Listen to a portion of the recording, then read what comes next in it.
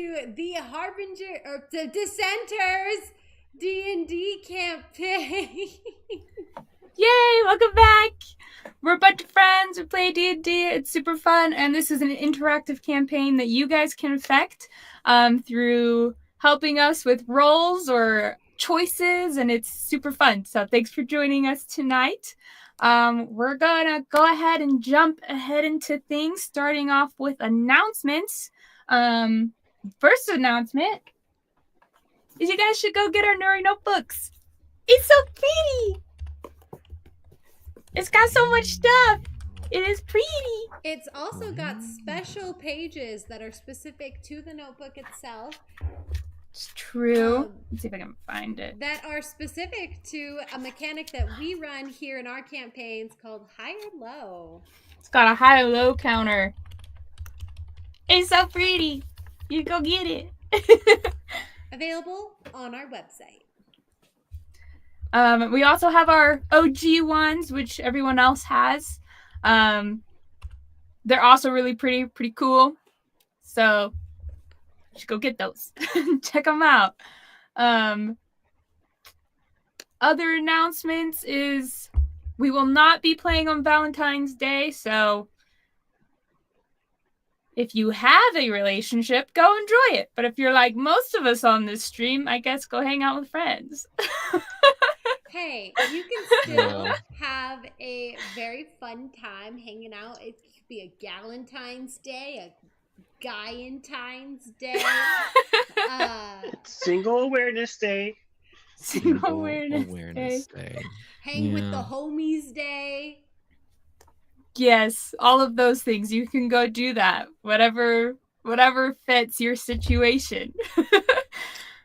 Go get yourself some sparkling cider and go watch a stupid movie. Yeah. True. Yes. That's probably what I'll be doing. Show some self-love.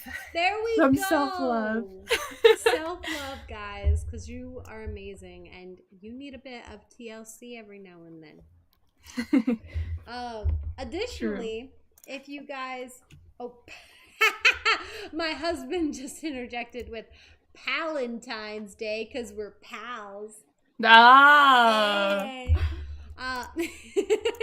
I'm sorry. I thought he was making a pun about paladins. Oh, Palentine's Day? Oh my gosh, that's gonna be... It works though. That's gonna be a meme. We're gonna make the meme. They go play a horror game, says Sedgy. Go play a horror game. Additionally, I mean, Little Nightmares 3's coming out. That's co-op. That's true. Oh. Wait, it is? I don't know when, but it's announced. I don't know. I'm excited for Split Fiction to come out. You, me, Megan. Yeah, probably. Well, another thing you guys can go out and do over the Valentine's Day weekend instead is going to LTUE, the Life, the Universe, and Everything conference that's happening down in Utah, where your very own Emily Ross here is going to be a what's the word? Panelist. The Palentine's got me messed up. I will be a panelist on 2 of the panels talking about TTRPGs. One of them is how to be a supportive player, and the other one is how to take tabletop role-playing games online. So if you guys want to, I don't know, hang out, say hi, listen to me talk and yap with other professionals in the field, then by all means, come to LTUE. If you are a student, you can actually get in for the entire weekend for $10 with a student ID. So, it's pretty cool. Heavy thinking. Only $10? Yeah, that's for any student, whether it's college, high school, whatever. You just have to be a current student, and you get in for $10. I guess I gotta bring my student ID now. Wow. You should totally do it. You can buy the tickets online on their website. I don't think they sell them at the door. You have to buy them online beforehand. But it's just $10 student membership. I just got my husband's the other day for it. So yeah, there you go. Pretty nice. Well. So go to the conference, say hi. I'd love to see you guys meet in person. Yeah, and then check out our campaign keepers. And I think that's it for announcements. Yes. If you like Baldur's Gate 3, you can watch Emily and I play it on Thursdays. It's kind of fun, kind of chaotic, but it's fun. And Dane is going to give us a recap of last session. So we'll pass it over to Dane. Yes, let me grab my handy dandy notebook so I can remember names. All right. Previously on the Dissenters, we begin our session with Rayla. Yes, Me? Rayla confronting a auspicious tiefling with goat-like horns and a symbol that we have all seen previously. After this tiefling brushing her off about once or twice, she finally has had enough, gets in this girl's way, and straight up accuses her of, I want to say terrorism, basically. I think Yeah. that's what Basically he is. terrorism. Yeah. Basically. This lady has no idea what is going on, and they're kind of going back and forth of her being accused of being such a bad person, and the tiefling not necessarily objecting to that, but hashing back, even offering us a job. At that point, Castil interrupts and invites Rayla. I am saying it correctly, right? It is Rayla, not Rayla, or Yeah, it's Rayla. okay. To regroup and let's talk about this before we jump to conclusions. We were then able, while those two are tensions have gotten high, and so they all quickly go to cool down, and our wonderful resident Kenku Page decides to go and tail this lady, following her to her house, which was a barn that was empty, oddly enough. Sorry, I'm trying to figure out how to get into this situation. No, it's good. You're doing great. He's being very secretive, sneaking around. He gets into this old house. It smells very much like animals and hay. However, he wasn't as quiet as he had thought. And our tiefling bursts out into the room, asking him, "What are you doing here?" And all he responds is, do you want to say it? Sure. He says, Exactly. Our resident Kenku has become a sheep.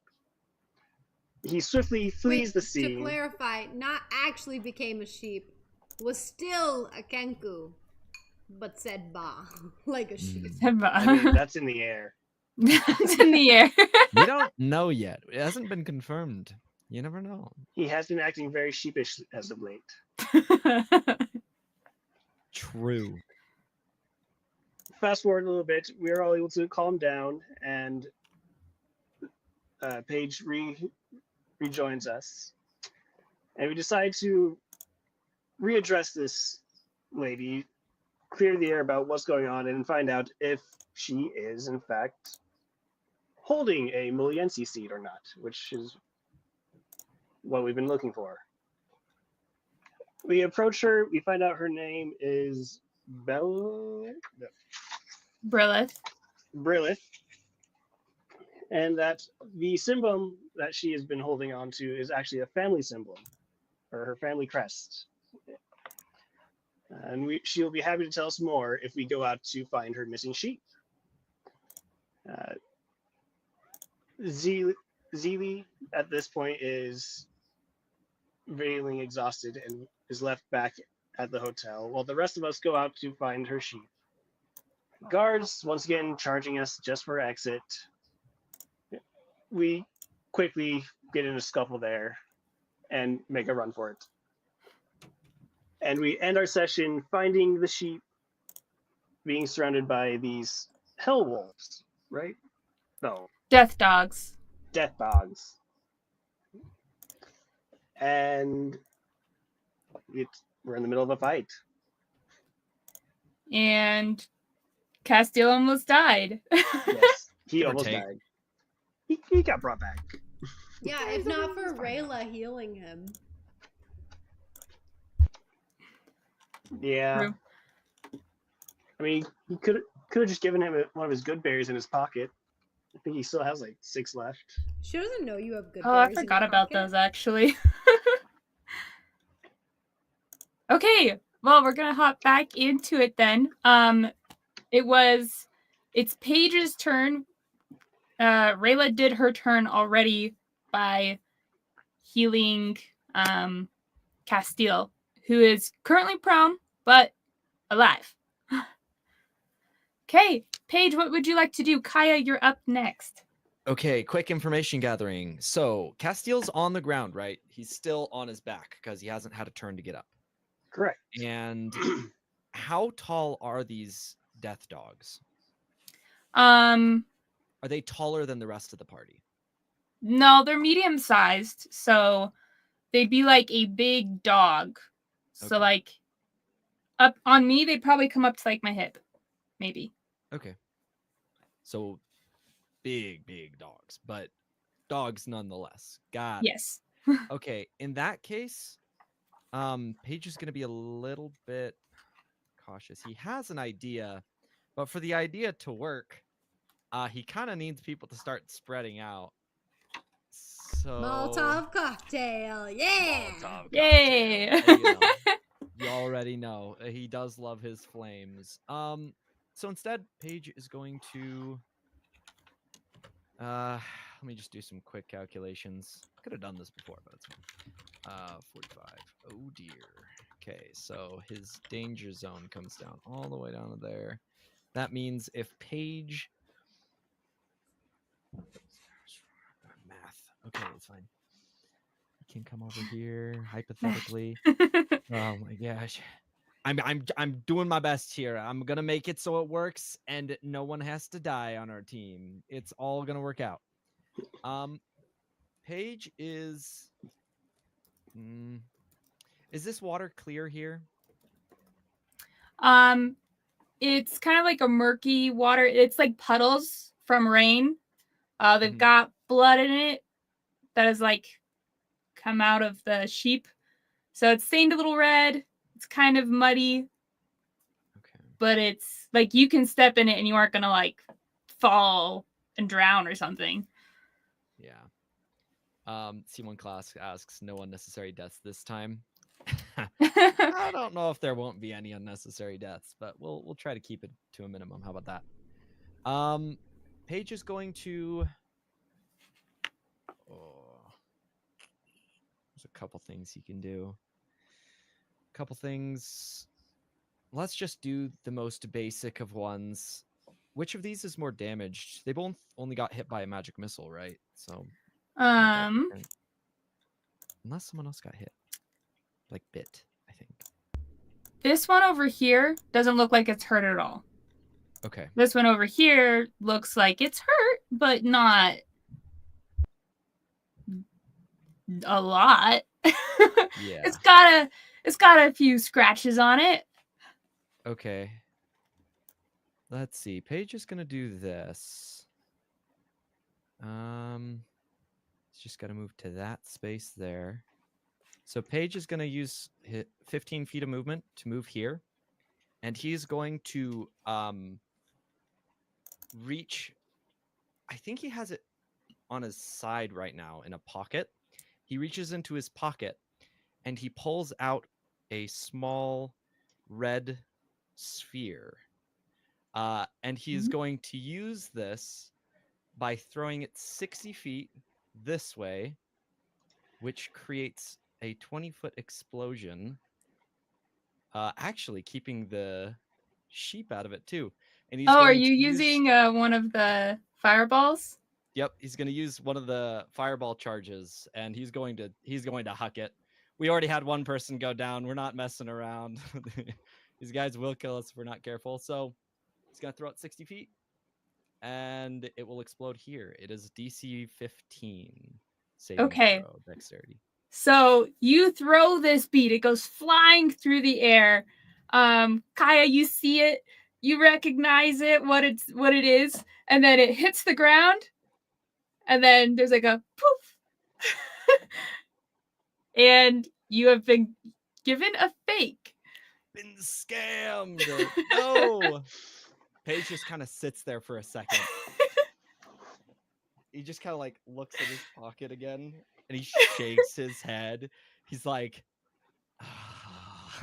it does do like a flash though, and the dog does like look over like, what the, like it flashes, but it Distracting enough for an fireball. Attack? No, it's not. It doesn't move. It just looks at it.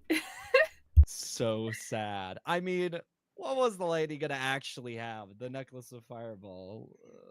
When would she actually gonna have that? That's hilarious. Okay. I was sitting on that for so long because none of you actually sat to like investigate the necklace. You're like, does it look like it? I'm like, yeah. But if you're like investigate it, like hold it, look at it, do an Arcana check, you would have figured out it was a fake. That's so funny. Okay. That is the end of Page's. Actually, not quite. He's gonna move back a little bit, back into here, and he's going to use a bonus action to hide. Bonus action to hide. So I just need to make a stealth check real quick. Normal, public, click, stealth check. 21 for stealth. You're gone. Just one of the shadows. And reminder to all of the players, you have one chance to use audience inspiration tonight for your poll. And don't forget, guys, we can do polls. We can get the audience. This is true. Nice. Okay. That ends your turn. So it is now Kaya's turn. Castil, you're up next.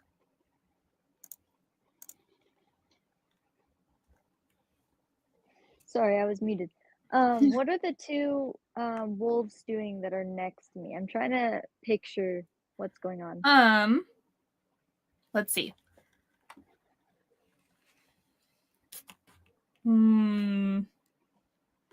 High or low, Dane? Let's go high.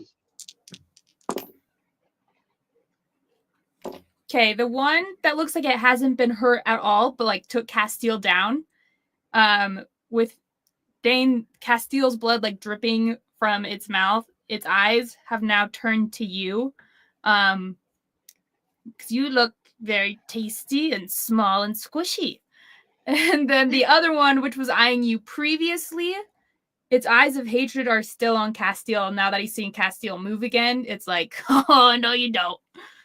Oh dear. Which one's closer to me? There's one right next to you. Okay, yeah. Then I'm gonna do my shocking grasp cantrip. Okay. So you go roll to hit for that one, I believe. Okay. Did I roll a 20? Yes, you'll roll 1d20, and then you will add your spell attack bonus, which you should be able to see on your second page. Okay. Can I use my inspiration too? Yes. Inspiration, like calling the audience for help, or do you actually have an inspiration point? I have an inspiration. Yeah, you can use that. Give yourself advantage. Okay. Wait, where's the spell casting thing? So on the second page, it's going to be like with your spells. It's at the top right of the page, and it'll say spell attack, or it might be middle, but it's right up there. Okay. All right. So I got an 18. 18. That hits. Roll for damage. And then it needs to make any rolls, or no? It just automatically shocks it, right? Just shocks it. Never mind. Okay, and then how do I roll for damage on this one? Let me look what the damage is for it. 1d8. Oh, I forgot to have music, guys. No music. A Need epic travesty. music. Bum, ba, bum, ba, bum. There we go. Much better, Greg. Much better than mine. Oh, by Okay, show I of got a hands, 4. which 4. Oh, sorry. Or wait, technically I got a 5. I accidentally rolled it twice. Were we... Emily, what are you trying to say? Sorry, I was just gonna ask real quick for all the players. Out of all the players, who has inspiration right now? Raise your hand if you do. Okay, nobody has inspiration. So, audience, if you think that any of us did something cool or you thought something was epic, reminder, you can give out inspiration to the players. You have the power. You have all the power. Yeah. Control over everything. Okay, so it was 5 points of damage, Kaya? Yes. Awesome. And after it is shocked, it can't take reactions. So if you wanted to run away, you can. That's amazing. Okay. There's not really anywhere to run to. I think I'll just probably move back a little bit, but just stay around the powerful people who will keep me safe. Fair enough. Okay. And that's the end of my turn. Okay. As you back away, the death dog, it's shaking its heads, and like there's like electricity like bouncing between its ears as you shocked it, and it's a little startled. Castil, your turn. Okay. I can either give us an opening to get away, but that might cause some trouble for our paladin frontliner. Or I can start attacking. It's a hard question. You It's a should hard give her a high or question. low. Or the audience. I'll ask the audience that. High or low, audience? Okay, let me get the High being what? Low being? Yeah. Wait, High being that I cast fog cloud, low being that I start attacking. Okay.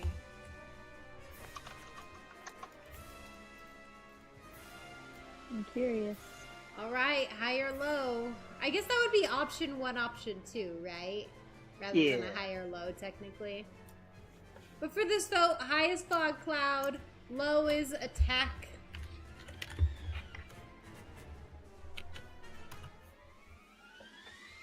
Let's see. Maybe we could get some attacking in here. Oh, fluctuating. Still fluctuating. Oh, so many options.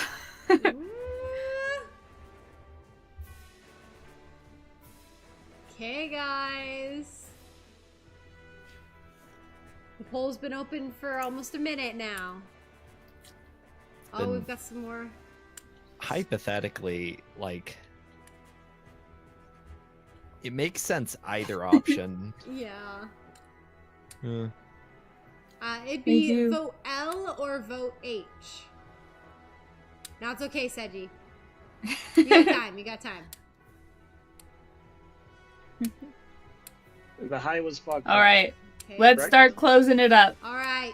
5, 4, 3, 2, 1. And the poll is now closed. It Looks like a low.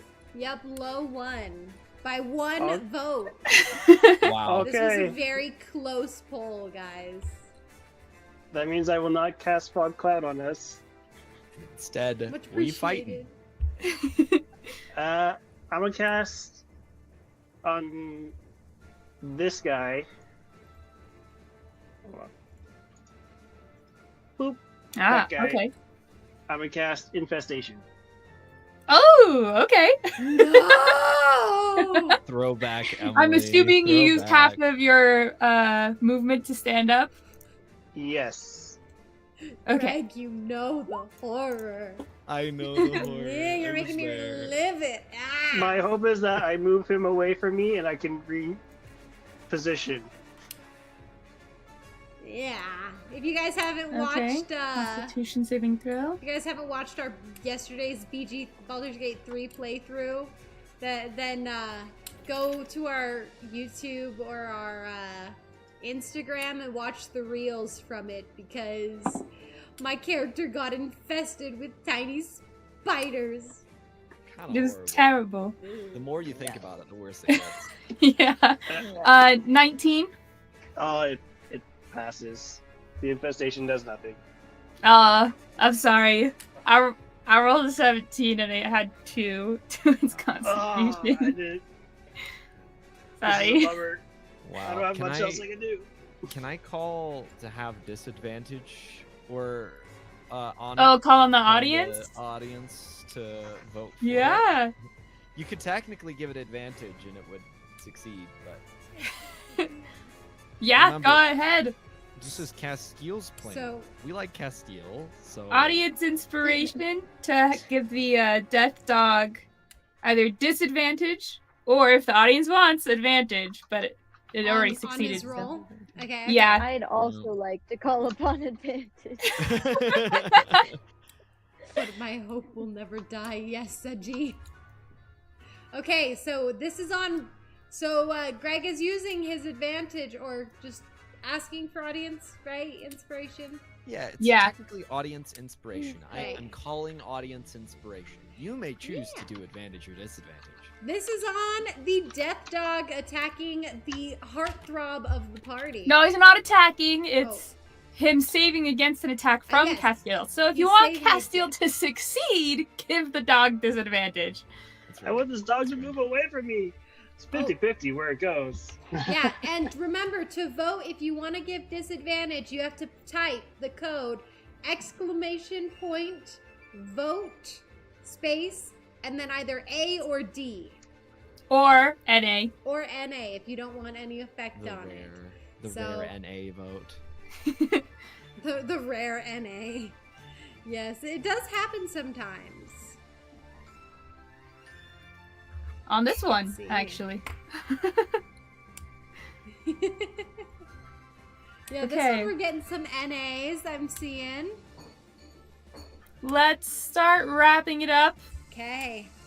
Let's wrap Like it a up. 10-second countdown. 10 seconds. 10, 9, No. 8, 7, 6, 5, 4, 3, 2, 1, and closed. Disadvantage! Okay, let's roll Yay. again. Knowing my Better be luck, low. he's gonna still Better be low. pass. Better be low. Hey, look at that. 6. Oh yeah, he fails. I rolled 1d4 to see which direction he goes. It's a 1 north, 2 south, 3 east, 4 west. Lance and Lori Gage roll, yes. 3, he goes east. Love it. And he goes, how many spaces? Just 1. Just 1? Okay. And you also get to roll 1d6 poison damage. Oh, yes. 5 poison damage. Okay. High roll. Okay. Starting to look a little hurt as it's like scratching at its ears. It looks like the scratching is really what's more doing it, as like it's trying to get all the fleas out of its ears. And you can see like some blood coming out from where it's scratching really hard. He's like, come on, you mangy munt. We're gonna go over this way taunting it, but also giving Rayla advantage on her next attack for flanking. Thank you. Oh, very smart. Okay. Well, it's now their turn, so anything else you wanted to do, Castil? I mean, can I keep his aggression with a bonus action by taunting it? You know, I will say, with you calling it out and saying it's a mangy mutt, its eyes are going from Kaya, and its eyes are now on you, and it's just growling in hatred. You're gonna go down And it's again. going to full on charge you, because it is so done with you calling him these hurtful things. So emotionally damaging. That was my hope. Is Just that because he is a mangy mutt doesn't mean you can call him one. it's because I forgot that it has 2 heads, and therefore I need to call both of them Meiji Mutts, not just... Oh Now you yeah. have 4 heads on you. Okay, a high or low ding to whether or not it's going to flank you. You've been rolling high, so I'm gonna say low. You should have said hi. It flanks you. It like runs around and it's going to bite out your legs as it comes around. Let's roll for attacks. Oh, with advantage. Yes, Greg, you got the right idea. Well, it's been good knowing you, Castil. Wait, Greg, do it one more time. And Kaya and Zilli, we gotta get in on it. Goodbye, Castil. We love you. Let's see, attack. It was a dirty 20. Yeah, that doesn't hit. I have 21 armor. Okay. And the other roll was a 9. So one. You said disadvantage, right? Yeah, he missed.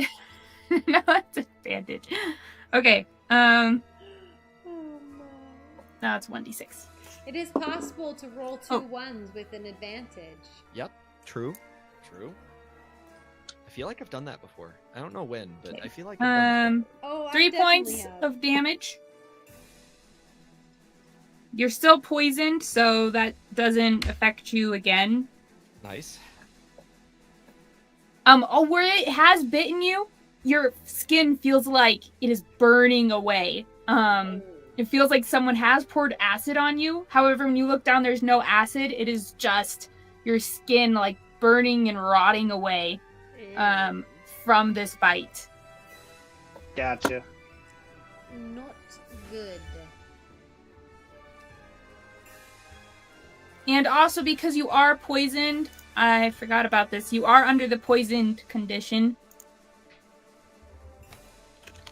which gives you disadvantage on something. On attack rolls, but I didn't attack. Okay, it's attack rolls. Smart. At least You're real I smart. I think it's attack rolls only. Yep. Let's Attack double rolls check. and ability checks. Technically. That is correct. Attack rolls and ability checks. Good job, Greg. Okay, so that was that one's turn. The other one.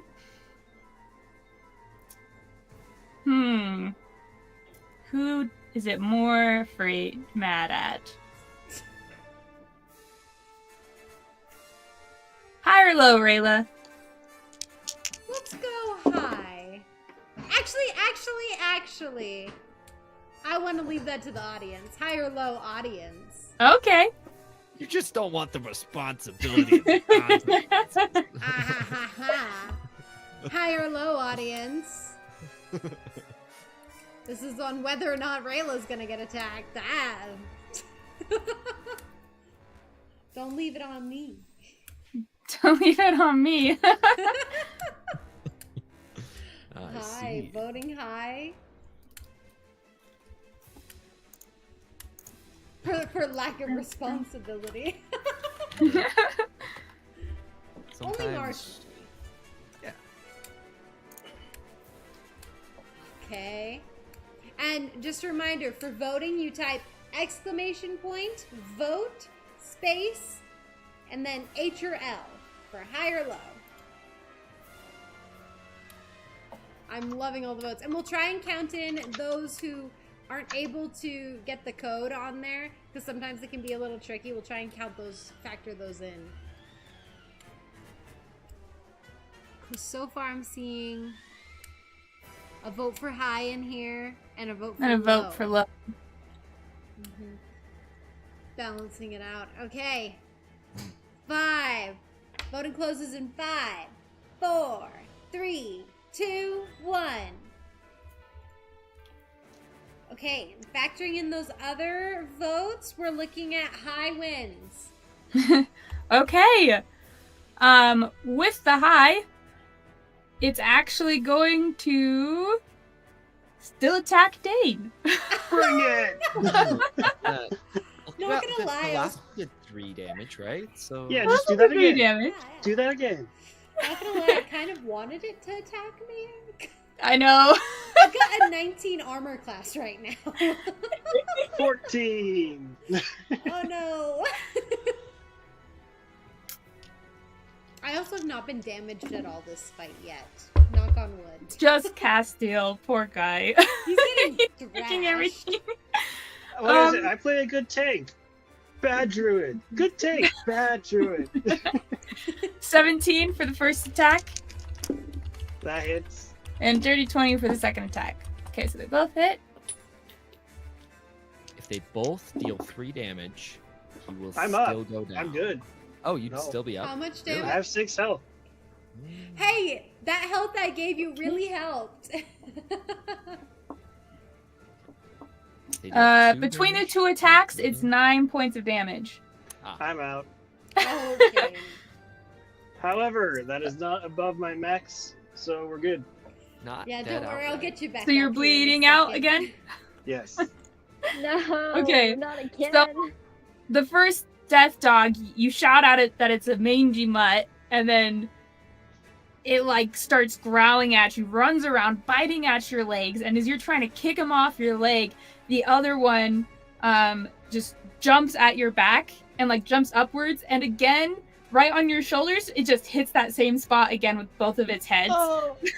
And just takes you down, and it's like on top of you, like tearing at your clothes. Not good. And No. that's the end of their turns, and now it's Rayla's turn. Okay.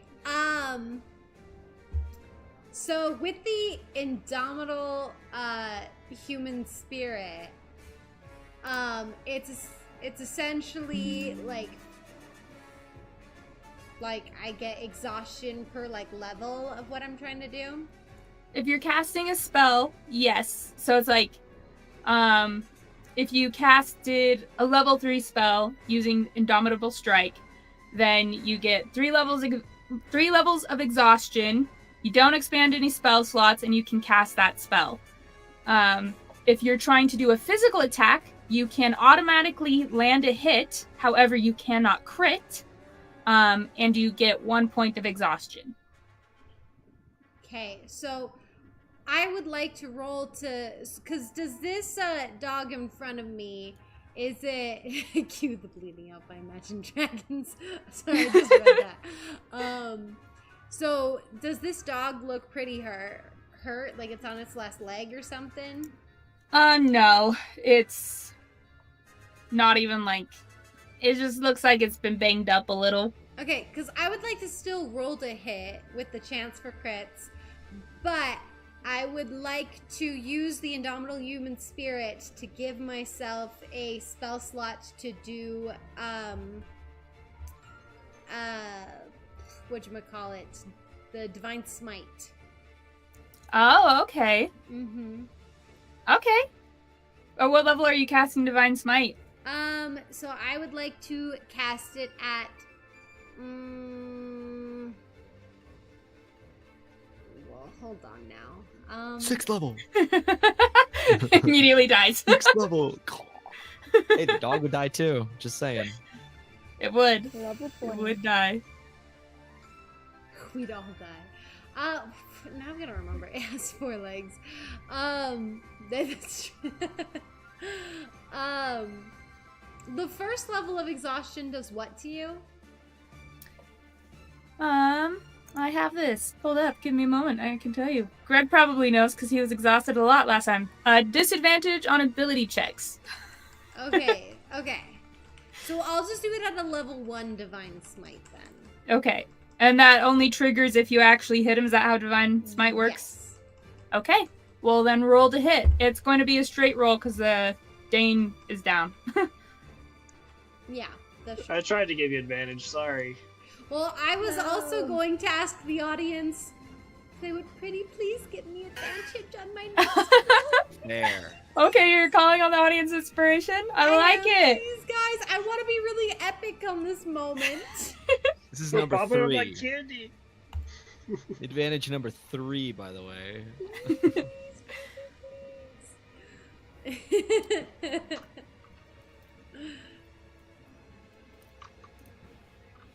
Advantage? We got some votes for advantage. I mean, I'm trying to kill the dog so that way we can can see move what on with the class. story. What's the mwahaha for? Hi, buddy. Oh yeah, When everybody's voting disadvantage. Yeah, when he said that mwahaha, I kind of expected him to vote. Like, oh Right. no. I knew in that moment. And then In that Sedges moment. is just fine. He'll Oh my help. goodness. So merciful, Sedgie. So merciful. Yay! So merciful. Okay, let's start closing it out. Okay, 5, 4, 3, 2, 1. Close the poll. Advantage win. Advantage! Thank you, audience. You're the best. Let's get another poll because I want to use my disadvantage on her. Yeah. Maybe just counter it. Wow, really smart. Seji goes, next time I may be less merciful because I'm fickle and spiteful. Rude. You know what? Fair. Do I chance the electronic dice? Oh, the real question. Okay, we're gonna The chance biggest it. gamble.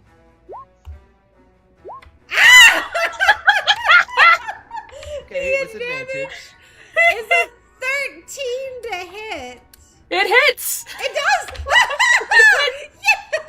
Yes! Okay. Getting close. So roll for damage, and as you use the Indomitable Strike to get your smacky smack, whatever My that divine is. smite. The Divine Smite! Yeah, same thing. What kind of emotions or thoughts are you using to trigger this within yourself? Wait, hold on. Let me do the roll real quick here. My rolls are kind of sucky. So what I was thinking is just she sees how battered and beaten he is, and you know, even though she technically doesn't really like him, she sees how hard he tries to like help others around him and how much he has just really fought against this, you know, fought to do what's right in every like action. That's something she strives to do, and for her, she's just channeling in her this need for like need to do good, this need to save someone who is trying so hard to do good amongst evil. And she channels this, and as like it jumps on his back and like takes that bite out of him and he starts to fall down, I want her to come and run her sword like up the death dog. Oh, well, I actually don't know if I killed it with that damage. But So that's what you're trying to do. That's what I'm gonna try to do. All right. So add your Divine Smite to it, unless you already did. I don't know. So it's going to be a total of 12 points of damage. Okay, so it doesn't kill it, but it does wound it quite a bit. Sad. and it's looking pretty hurt. Okay. Yeah, I rolled so poorly on all of my rolls here for damage. But it's looking really hurt, and as you do this, you gain that level of exhaustion, but you have these feelings of wanting to do good. And as you have these feelings rising up within you, the space of reality around your weapon twists and turns and kind of gets that fun mirror kind of look for a moment as your sword blazes up with the divine smite, and you whack. Slice of The dog tiger howls in side. pain. Both heads do, and they whip around, and now its attention is fully on you. Just absolute hatred in its eyes. As it turns towards me, because I slit up on its side there, dealing a great big wound, and it turns to me, I'm just gonna go kind of growl animalistically at it. I know I'm no druid, but she's showing her fury to it too. She's I was like, next time I get up, we'll have a growl off. Okay, so that's the end of your turn. yeah, I don't Right. think I can do anything else, so. So Paige, it's your turn, and then Kaya is up next. I love how Okay. Paige is still in hiding behind a bush right now during this Oh whole yeah, thing. he far. During all the Oh yeah, he epic far. scenes. He's gone. Also, everybody saying the ship.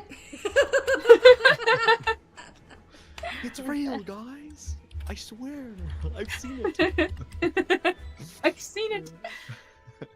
Okay, Paige is going to try to shoot this dog with an arrow. He is hidden from it, so he gets advantage on this attack. All right. And then, well, unless, of course, their passive perception is above 21, which I don't think it is. We'll go ahead and shoot. You never know. The Never know. most perceptive dog ever. Yeah. With its two heads. I mean, it's perceptive, but not that perceptive. Yeah. It is a 24 to hit. That hits. Okay, and it's gonna nice. It deals 8 piercing plus my sneak attack bonus is an additional 4, so 12 points of piercing damage. All right. You shoot it, and it looks like it is almost dead. The arrow goes into the side of its neck, and it goes halfway through, but not enough to kill it. Good. He's very close. He's very close. Paige will then use his bonus action to hide again. And he will disappear back into the foliage, ducking down under some bushes. Back to the shrubbery. Back to the shrubbery. You must find me a shrubbery. Shrubbery. Okay. That's the end of your turn then? That's right. And it was a 25 to stealth, just in case. You're gone. They don't see you. He moves slightly too. And that's the end of his turn. Okay. Kaya, it's your turn. Castil, you're up next for death saving throws. So, kind of very traumatized.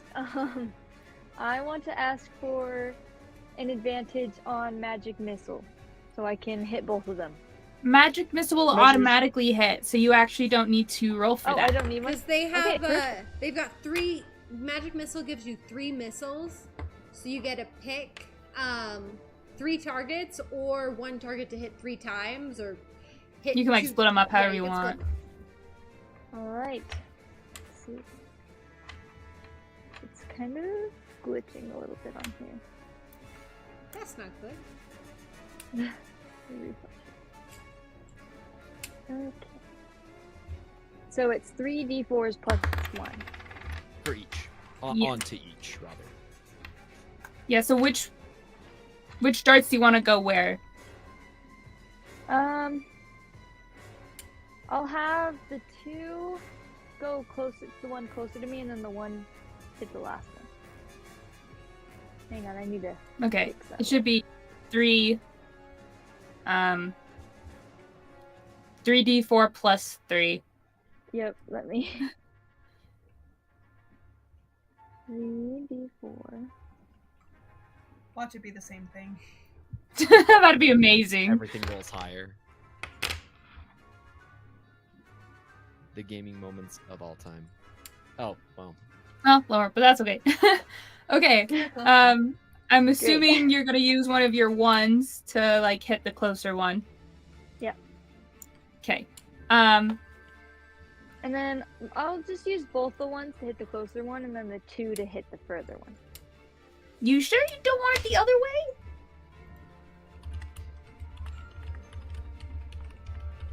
It would be. He looks really hurt. I'd probably do it the other way. Okay. Mm. I would let's say do that. it. Yeah. Let's go with that. Okay, so 2 to the far one, 1 to the close one. Yes. Okay. So for the far one, that is 2, 3, 4, 5. It's looking hurt. Still up though. I love how the sheep have just, been chilling where they are, the live ones. Scared stiff. Don't remind her. She might kill them. They're too scared to move because of the water around them. It's scary water, man. Well, it is scary water. It does have blood in it. It has blood in it. They don't want to go in that. Do you know how much iron is in blood? All right. Wait. Kaya, say the sleep Kaya. spell No. for at the end you of this know- on the sheep. Do you know how much red wool you could get if they actually went in the water? But That's yeah, terrible. let's guide them before we return them. Okay, so Kaya, the 2 darts go to the far one, the close one, you shoot it, and it dies. Do you want to describe how you kill it? Kaya's just terrified. Honestly, not used to being in a fight. So she's honestly shocked that she kills it, shocked that it actually hit it, and also grateful that it's down. Question. Did Yeah? you just, shoot that, right by her head, Rayla's head? Because you're No, right it behind her. went like a boomerang, like okay, around. okay. Yeah. She So curved it the kinda went arrow. around. That's why Okay. she's like, whoa, I actually hit it, dang. So the magic missiles swing around in a bolt, and you just see, Rayla, in front of you, this little dart of light shoot through the heart, from the side, this way, through the heart of the death dog in front of you, and it is in the process of growling, and its face just loses its contortion of anger, and it just falls to the ground limp, eyes lifeless. Okay, Nice. good job, Kaya. Castil, it's your turn. Yay! Death saving That's it, throws. bro. Death saving The throw. question is, message before, this. are you sending it to her privately? That's what I was gonna do. Mine's Oh, still being secret. poisoned. Oh, yeah, he's poisoned. Oh, did so I you do death saves disadvantage then? I do? Well, it's ability check. ability. That's not really an ability. Yeah, it's a saving throw. No. Yeah, officially it is a saving throw. So you're fine. It's not a disadvantage. Okay. Thank you, Dane. You're welcome. All right, it is now the death dog's turn. Yeah, come at me. Come at me, bro. Let's give this as an option 1 or an option 2 to the audience. This death dog has now seen 2 of its comrades die at the hand of this party. It's alone. Option 1, does it run away? Or option 2, is it so angry it's going to keep attacking? So, 1, it runs away. 2, Run, it attacks. 1. Yes.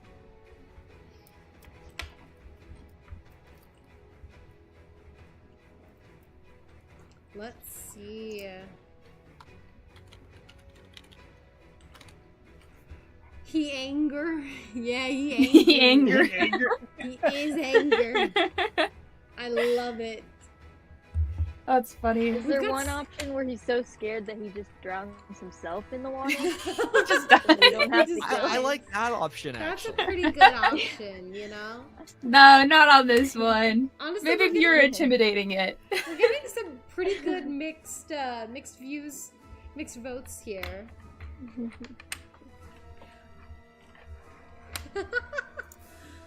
All right, let's start to close it up. Okay, 5, 4, 3, 2, 1, and we are closed. Okay, it looks like he's attacking. Okay, this death dog has seen its 2 friends die, and Rayla, you just see this absolute hatred burning in its eyes. And it looks to the side as if running, and then it looks to you, and you can just see these gears turning in its 2 heads. And you can see that it kind of decides that it would rather take you down than flee. And it's gonna jump off of Castil's body and try and launch itself onto you. As it just jumps off Castil over its dead companion, and it's gonna try and just eat you. I also expected it to try and finish me off, but okay. Little I'm ready. So I'm taking this for the road. I'm ready. 14 to hit on the first attack. Misses. Wow, these are terrible rolls. 9.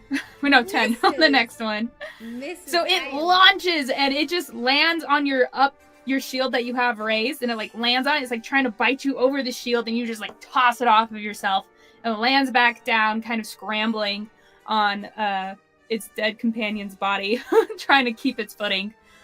Get wrecked.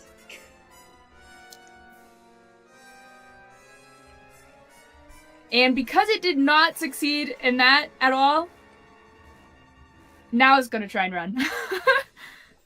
So you get an opportunity attack on it. Attack! I'm rolling with my regular dice.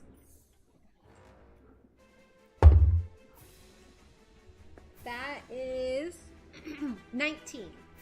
19, that hits. Okay. I get a...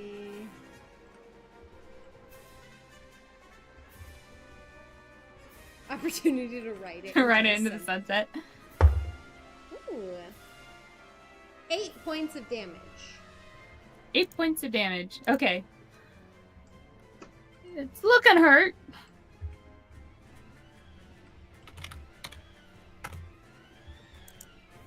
Let's see, that was 5, 10, 15, 20, I got him. 25. With... yeah, never mind. I got him. He got. Well, the sheep get opportunity attacks too. No, I'm kidding. It's actually... They're not going to do that. But it's going to actually come over here, and it's going to try and drag a body away with it as it leaves. Oh, that's going to give him double movement. Or double difficult terrain, essentially. It's going to double. Yeah. But you can't really go any further yet. Yet. Okay, so... wait, so is it my turn now? Yes. Cool. Okay. How far away is this dude? No! Why are you so far? It has a speed of 40. Okay, well, I'm not gonna be the one that can chase after him. Paige, that's your job. Yeah. Okay, might be I nice. am going to move over here. And I'm gonna use my last lay on hands to give Castil 1 point of healing. Hey! Where is it? It's running off, okay? Got it. You need to stay down for a minute. Preserve I'm your having a strength. day. Yes.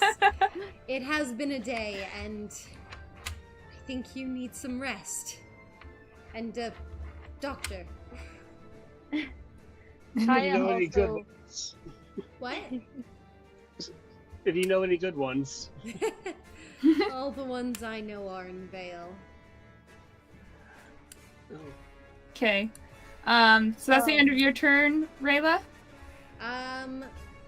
Yeah, that was my action, and I'm just going to use the rest of like bonus action movement kind of a thing to just kind of like kneel down, and I'm gonna just like try and like prop him up a little bit like gently.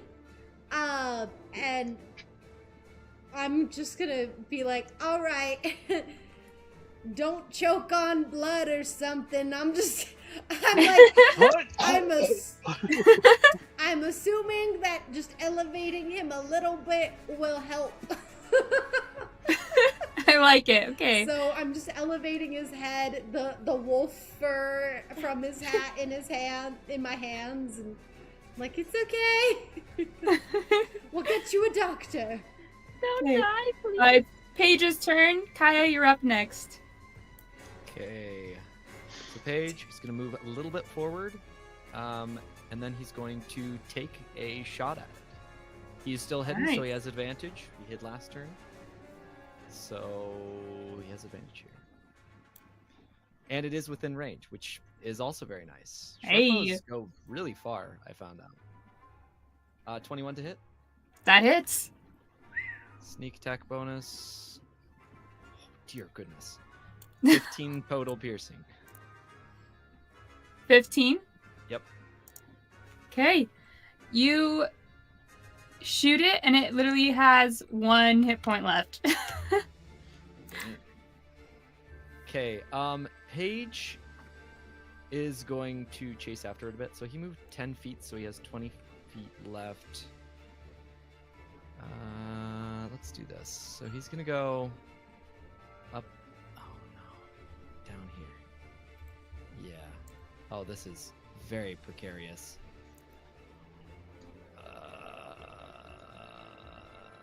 Is this water? This square? Is there water there? Is there It's that like water? half Yes. water, half. Okay.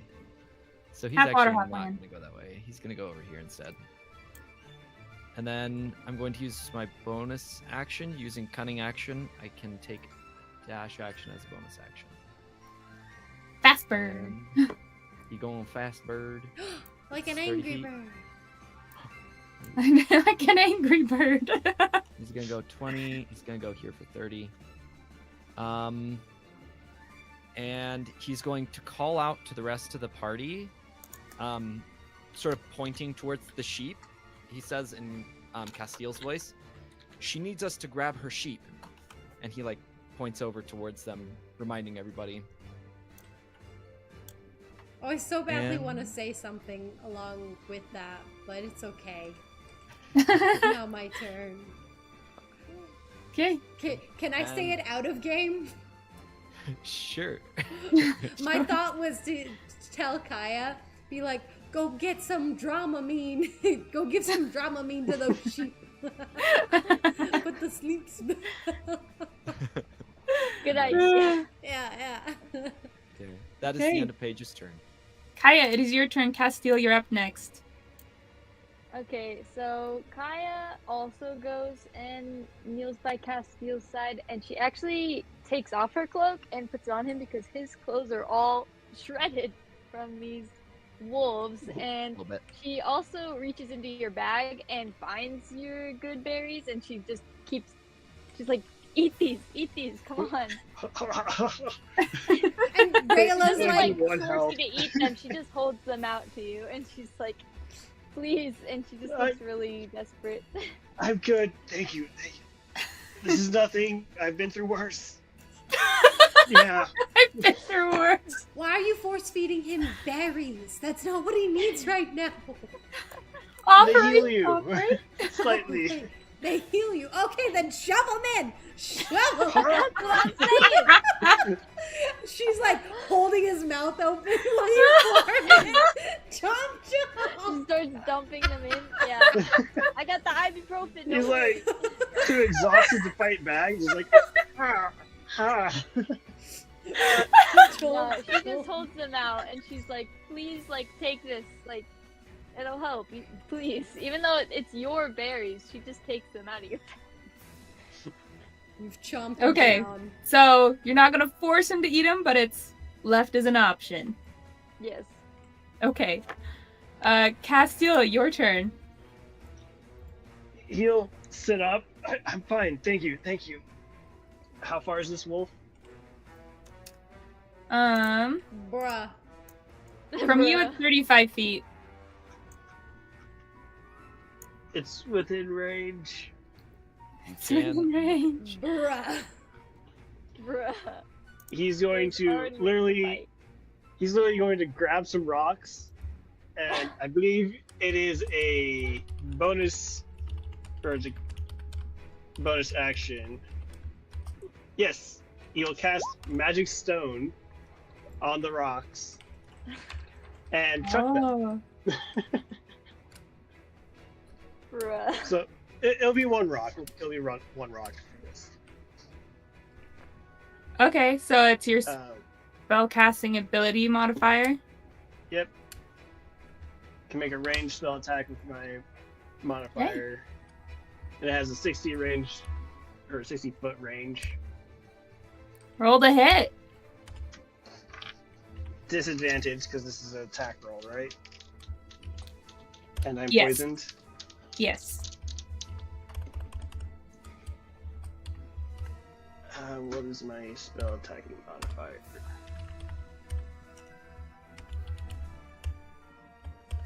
+4, so that is a 13 to hit. That hits. Yes! It's already gonna kill it because I only had 1 hit point. So how do you want to do this? It's literally, he's so exhausted that it's kind of haphazard, just a, yeah. And you just see it like, just knocks it out. Perfectly. Bonk. Just lands on its head and it just falls down dead. Yeah. That's so funny. Okay. We are out of combat. We will come back to all of you guys in a moment. However, we are going to jump over to Zilli. So Zilli, you have stayed behind. I guess we'll put you guys. You're on this map still, but for now we're gonna go to the other map. So just don't move yourselves around.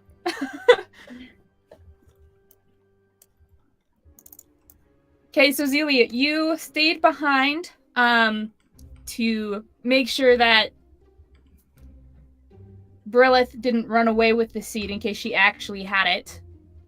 Your companions have been gone for like an hour and a half. What have you been doing? So since she has been tasked with making sure that Rillith doesn't try and run away with the Moliency seed while they are off finding her sheep, which would be actually really rude. They're doing this nice thing for her, and she's going to turn her back on them. Wow. But anyway,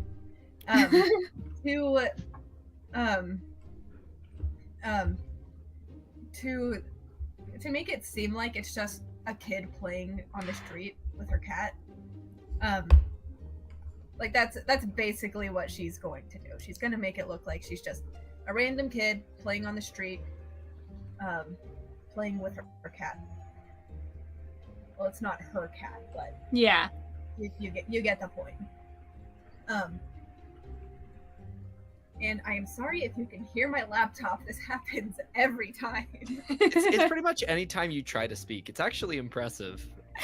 Yeah. Like you hear it starting up when you turn on the mic. To be Yeah. honest, though, the audience can't hear it too well because I have you on a noise reducer, so that way they can only hear your voice and not the fan. Nice. Yeah, just make sure you don't talk too quietly, because otherwise it reduces your voice as well. So.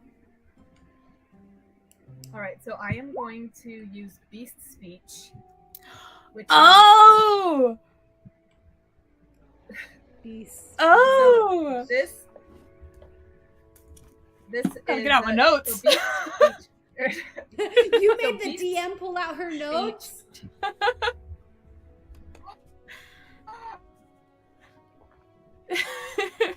Oh, she got so excited she froze. Exploded. Hey, that's a great That's a great reaction based. Nori's notes My need face to when I got know. the DM to check her notes. Yeah, make that into a meme. Nice. You Yeah. give me a sign. Okay, I can hear. I heard you. I can hear. but I can hear you guys. You guys. We can hear you. You're sound choppy, breaking in and but out We occasionally. can hear you. Okay. Yeah. So Oh no. Zilli? So You beast there? speech is a feat that I can use as, and she's just going the conversation because because the cat has spent a lot of time with Rayla and Kaya, so she's going to take this opportunity to say to the cat, "I am sorry that those kobolds did that to you. Are you okay?" The cat kind of like looks at you kind of curiously for a moment and then goes, "Yes, I'm fine." That's good. I'm just curious. How do you know Rayla and Kaya?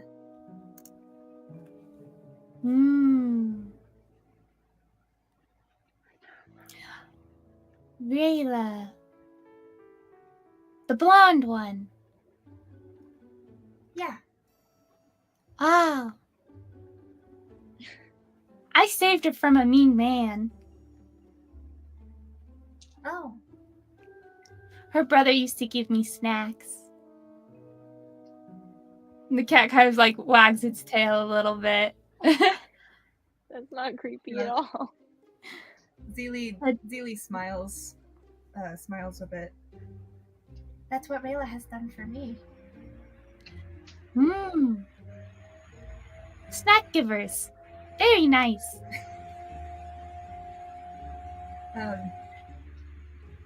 Zilli laughs a little. It is very nice. She's introduced me to some foods that I and she like looks down a bit. I don't think I've ever tried before.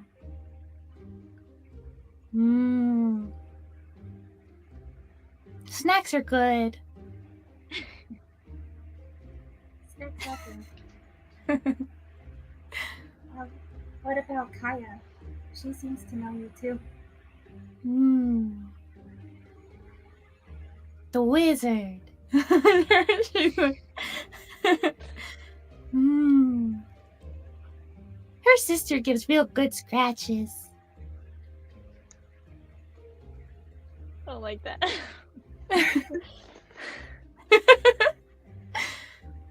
Kaya did say something about trying to look for her sister. Do you know where she is? No. But my master does, probably. If you don't mind me asking, who's your master? Let me double check the name. Oh no, the deeper DM notes. The deeper ones. The second And, layer. And this actually does play into what I have for Zilli's personal traits, and like this one fit perfectly when I was looking at her background. It's literally I ask a lot of questions. I ask a lot of questions. Let's see. Guys, I'm freaking out. Even though I don't know this information. I thought I wrote down her name, but maybe I didn't. I have so many names. So many notes. Oh, I have a solution for you. You should take notes of your notes. I should take notes of my notes. And then It's called a table that'll of solve all your contents. Yeah. You should do what let's Paige see. does and write down every single word or thought you've ever had, and then you can just read the transcript. No, that's my problem. Okay. I have too much. Too much. Just That I'm command not find. sure. Yeah, all I'm saying is Oh, okay. No, I put it in I the have thing. some Okay. good ones, like did I miss something? And then I have some like really niche ones, like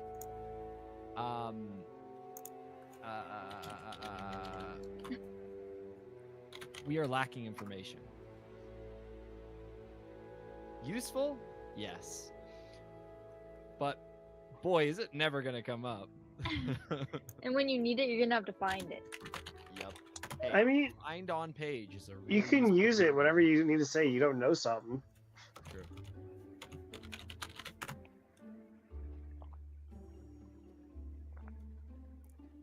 Okay, I found it.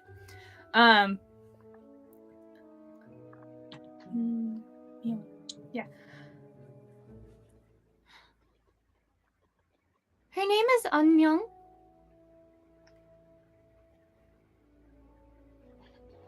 Could you put that in the chat so I can put Yeah. that in my notes? Yeah, I was wondering if you could spell it just so I can see what it looks like. Onion. Onion. Let's wait to see if anyone got it. Professor Foghorn had the same idea. Onion? That's Anmyeong. Onion. Oh. Onion. Onion. Mya instead of Naya. M instead of N. Makes sense. And young instead of yun. Man, English is young. fun, isn't it? Anmyeong. I get the feeling this isn't an English word. Nope. It's not. Yes. Yes, it is. Onion. Do you understand Sylvan? I don't know if we got that far. Because from what I remember us talking about, she speaks mainly Elven. And you don't know what other spoken languages she common. speaks. Yeah. Oh, that's right. Okay, well, you understand Sylvan. So you can Okay. add that to your languages. Right. I was like, I'm pretty sure you know Sylvan. You do. You would know that this word literally means fate. And I'm not pronouncing it as it should be pronounced in Korean. Just so we know. But just so we know. just so we know, I'm not pronouncing it correctly. But Korean is equivalent to Sylvan. And Japanese is Elvish. And that's kind of how we're doing this. Yeah. All right. So you know what means fate And, is just- essentially what she's saying.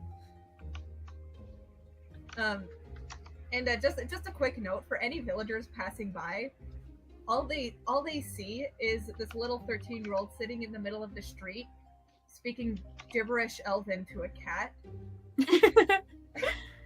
Just gibberish Elven.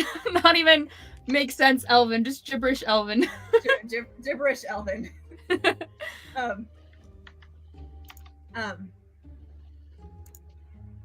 Onion. Do you know where we can find her? I do.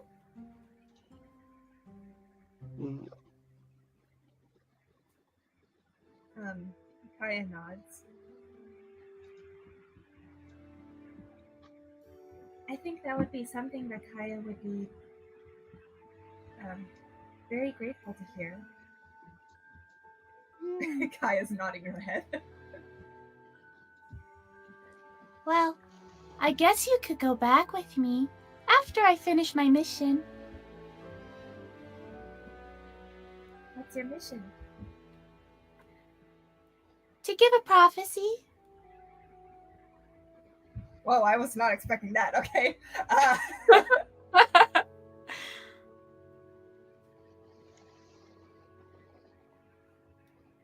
Mission of taking over the world. This is just curious child Zilli asking too many questions again. What's the prophecy? She looks you up and down and goes, "Oh, you're not a yellow-robed one. Sorry." What's that? They're the followers. Followers of who? of Unmyung.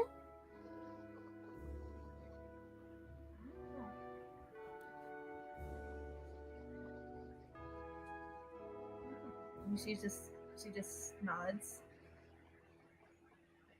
Do you have snacks?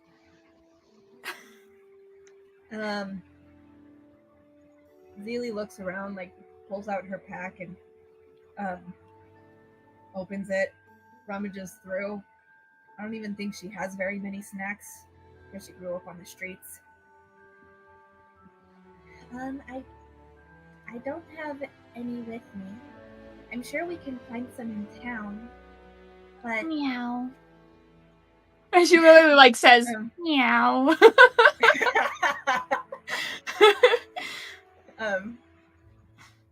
And like Zilli looks around and is like, I'm sure we can find something in town, but we need to watch. and she says this quieter. We need to watch to make sure she doesn't run off with the seed. Oh. Okay. So I'm sure I can get you some snacks, but do you think we could wait till everyone else gets back so we know everything's going to be okay?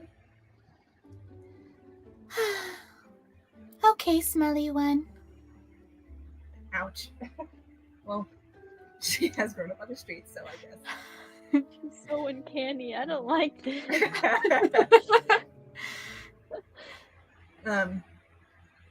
Zilli's gonna reach out her hand to try and pet the cat.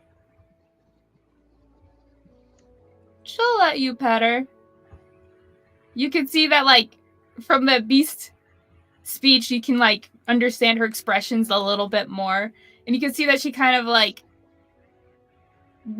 doesn't wince, but is like, I don't want to be pet, but, like, lets you pet her. And you think it's probably because of your scent. However, you know you don't smell as bad as what a cat, like, she's making it out to be.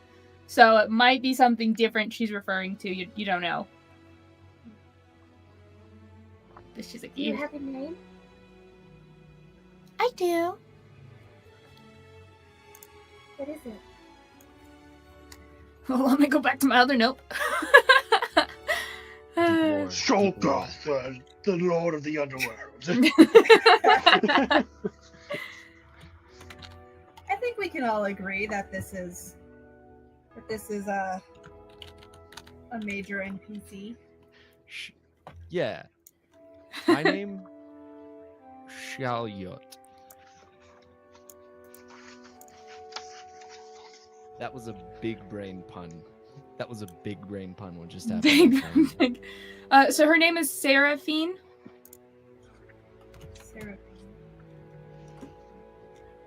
How do you spell Seraphine. So I'd put it in the chat. that? Okay.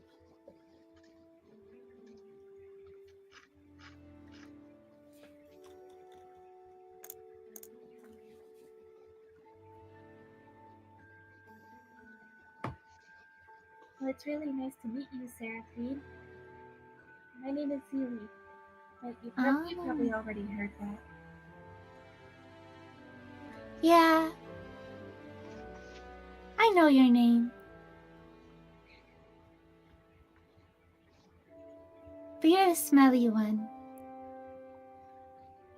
You have brought that up. What'd you say?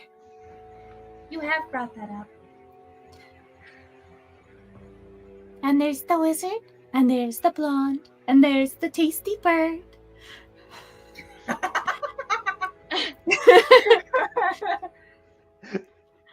And there's Wolfman.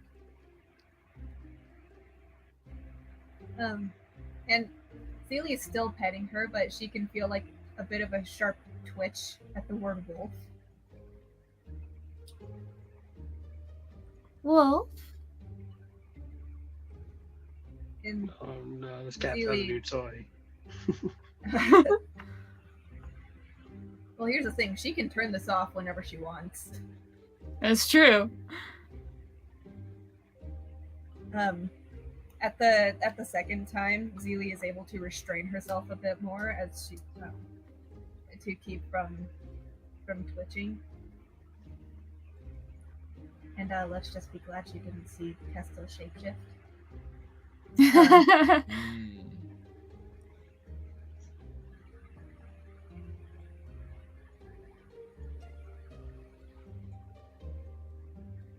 Mm. How long have we been talking for exactly? Probably 20 minutes. Okay. Zilli's gonna look back at the house. Like she's been looking back at the house throughout the conversation. Nothing has happened in the house. So you're good there. Anything else you want to say to the cat? No. I think we're good. Okay. She seems to be watching you with a interested eye. But after a few minutes, she like licks her paws and she goes to watching the house. And she's like sitting next to you, her tail flicking back and forth on the ground. I think as she's like when she sees the cat flicking her tail, she subconsciously like mirrors that with her own tail. Little tails flicking back and forth. That's so cute. Okay. As you're sitting there watching, it's about 2 hours have passed, and suddenly you start to get this like headache in your head. And things start to get a little blurry around you. And then within a moment, you're not even on the street anymore. And you're just in an empty void. And there's some sparkles around you, but like the cat's not there, nothing's there. You're just on your own, sitting there. However, you feel kind of calm still. And you just feel this presence behind you, very big, very large, and it just says in a commanding voice, in Draconic actually, which you understand. So you understand Draconic, and it says, "Bring me the seed." And then things kind of like fade around you, and you're back on the street, and you feel like you just had your first encounter with your patron.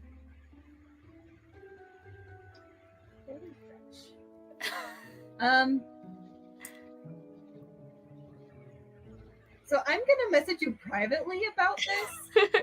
Okay. Wow, keeping secrets. Hey, this is Secrets. something that I have talked to Sierra. I've even drawn something for this, and it's for her eyes only. Oh. So unless you guys walk in at the exact moment that everything fades to black for her, you might see this. It took us an hour to get out, right? So like if I dash the entire way back, can I make that? Paige's intuition, his bird senses tingling. Yeah. He's like, oh, someone's Wait, talking there's about something we gotta get back for. me. Yummy. Someone's objectifying Yummy. my entire species. Leaps over building. That's terrible. Okay. While you're typing that out, Megan, we'll go ahead and cut back to everybody else. What have you guys been doing? The battle just ended. What are you doing?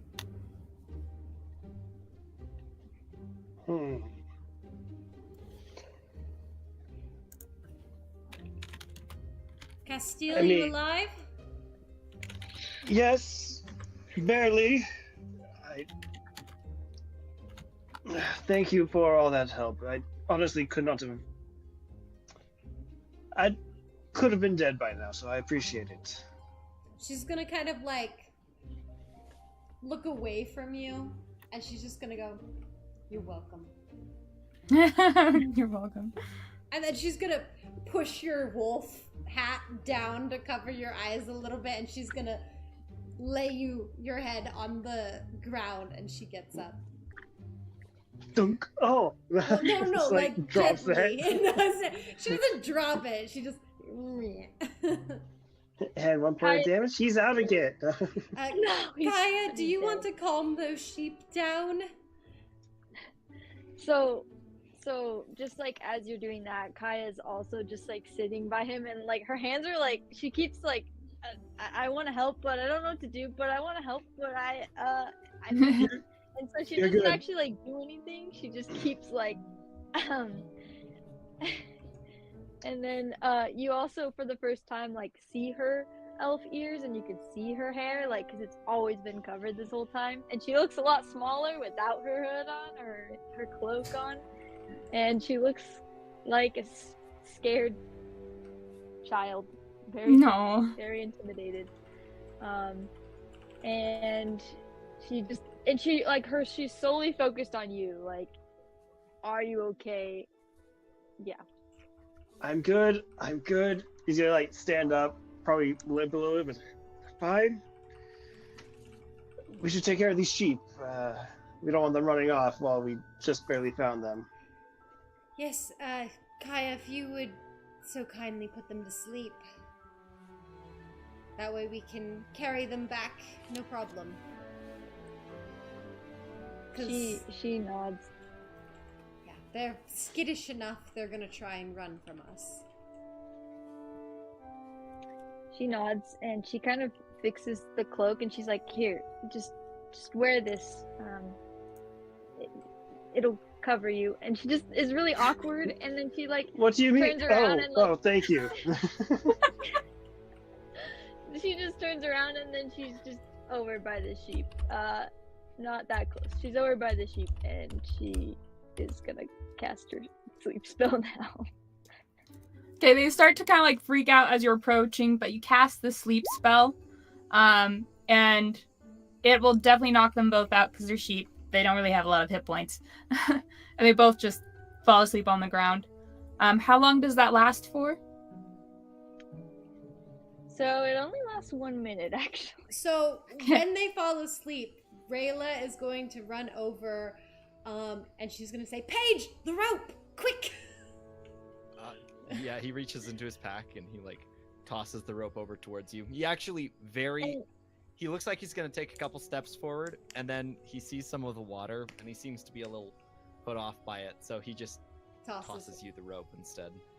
And she's she's kind of quiet, but she's like, just be careful. Like if you shake them, it'll wake them up. Yeah, no. We're good. She's gonna hog tie their legs together, and like basically make kind of like a sling so she can like wrap them over her shoulders and have like 2 sheep that she's carrying. Okay. As you do that, they wake up and they are freaking out, but they are... Actually, do a survival check for me to see how well you can tie them. Yeah, that's fine.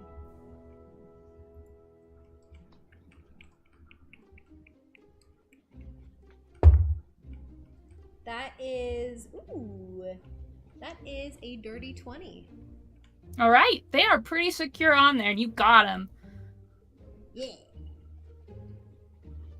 They're probably buying a lot, but she's just like, she wears like a little sheep backpack on top of her other backpack, on top of her trench coat, on top of her... Nice. She's very warm right now. She got a lot bigger, and Kaya got a lot smaller. Okay. She'll carry them. What else are you guys gonna do? Paige is going to ask the rest of the party. He says, and what should we do with the rest of the corpses?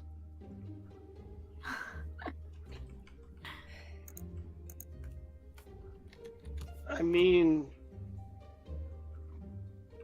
if we leave them here, they're probably going to attract more wild animals. Correct, and because of the nature of their being, they could poison this water source. I mean, it's already kind of been poisoned a bit by the blood, but This water source, it's more like just water has piled here from like rain, and it's it not will an be actual, absorbed. Like, lake. No, it's not a lake. It's Okay then. it's puddles, Yeah. like a big puddle. Okay, then she's not gonna say that. She's gonna be like, yes, we should. At least, what we should do is we should gut them, leave their innards out there for the wild animals, take the meat, or what would be meat on them, and dispose and burn of that. Yeah, I would take what we can, burn what we can't. Make is some my thought. lighter to carry as well. Yes. So that's an actual hunting thing. I've been hunting before, and like they have you like gutted on site, and you can leave the guts out for like the wild animals, and then take the rest of the animal back with you. Nice. Paige? I don't know how he's gonna say this, but we're gonna find the way. We always do. So Paige, let's see. He says, I believe it was Castil. So he says, she needs us to grab her sheep, in Castil's voice. And then he sort of like cocks his head a little bit and says, stealing's against the law. And then he says, well, what would you like to do with them? Almost implying that we should ask what to do with these corpses rather than just deciding.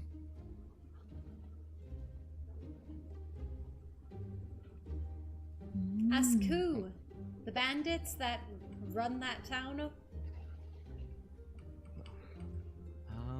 I'm assuming, Emily, have you been talking about the death dogs this whole time about gutting them, or are you talking about the sheep? I've been talking about the death dogs the whole time. Oh, the death dogs? I've been talking about the sheep. Definitely referring to the sheep. Oh, I was like, sheep. yeah, like the death dogs. We just gut them and then burn the corpses. Like That yeah. makes sense. Sorry. He sees you pointing to the death dogs, and he makes a baaing sound as he points towards the sheep. He's like, Oh. those ones. Yeah, we honestly should probably drag those with us so she can at least harvest the meat. I mean, unless she wants us to draw and quarter them here. But Okay. Paige, he like shakes his head or nods, and then he's gonna put his pack down on the ground and see what he has to be able to do this with. We've got. Man, I wish I could have a chest.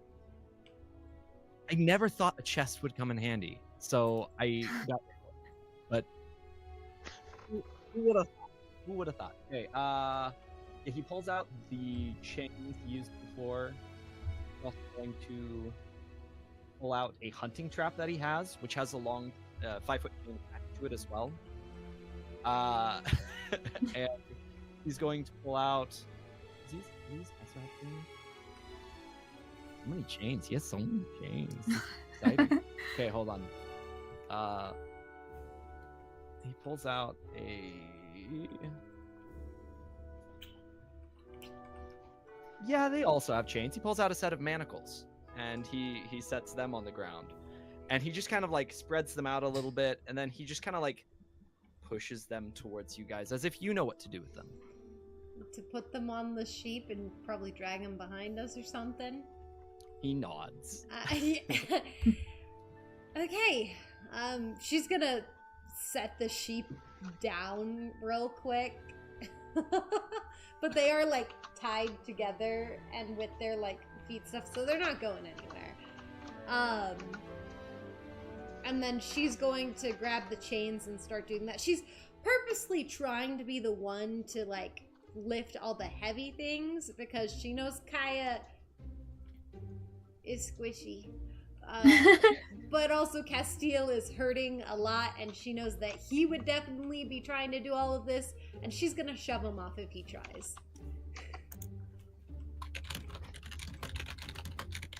Right? Am I right with that assumption? How much can you carry?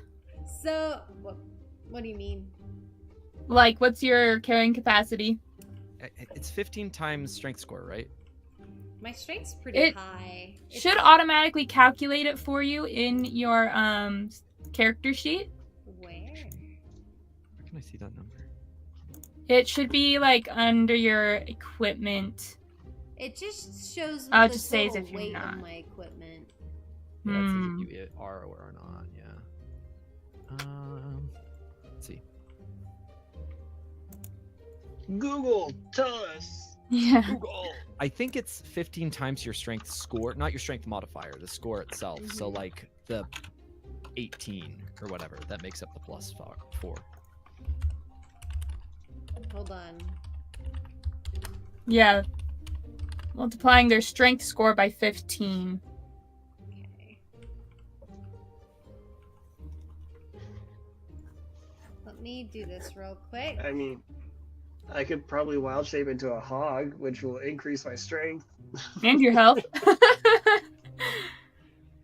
For I a can moment. carry 240 pounds. Okay, so But like, a sheep. I wasn't saying that I was gonna carry like all 6 sheep here.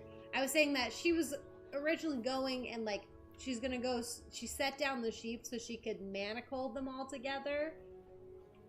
And Okay. all the dead ones together. She's carrying the 2 live sheep. Okay. You'd only be able to carry one of the live sheep. Cause actually they're probably on the more skinny side. I'll allow you to carry both of them, sure. We'll say they're skinny sheep. They're skinny. Nice. They're not 220 pounds. They're yeah, skinny it says sheep. they range anywhere between 100 and 200 pounds. They haven't eaten in a long time. They're Yeah. they're slim sheep. You know, They're slim sheep. they were recently sheared, so they don't have all of that, and they don't have great food here. The owners are poor. They're skinny sheep, so sure you can carry both. Yeah, but she's trying to like chain together all the dead ones, which I think there's what, like Okay. 4 of them. Yes.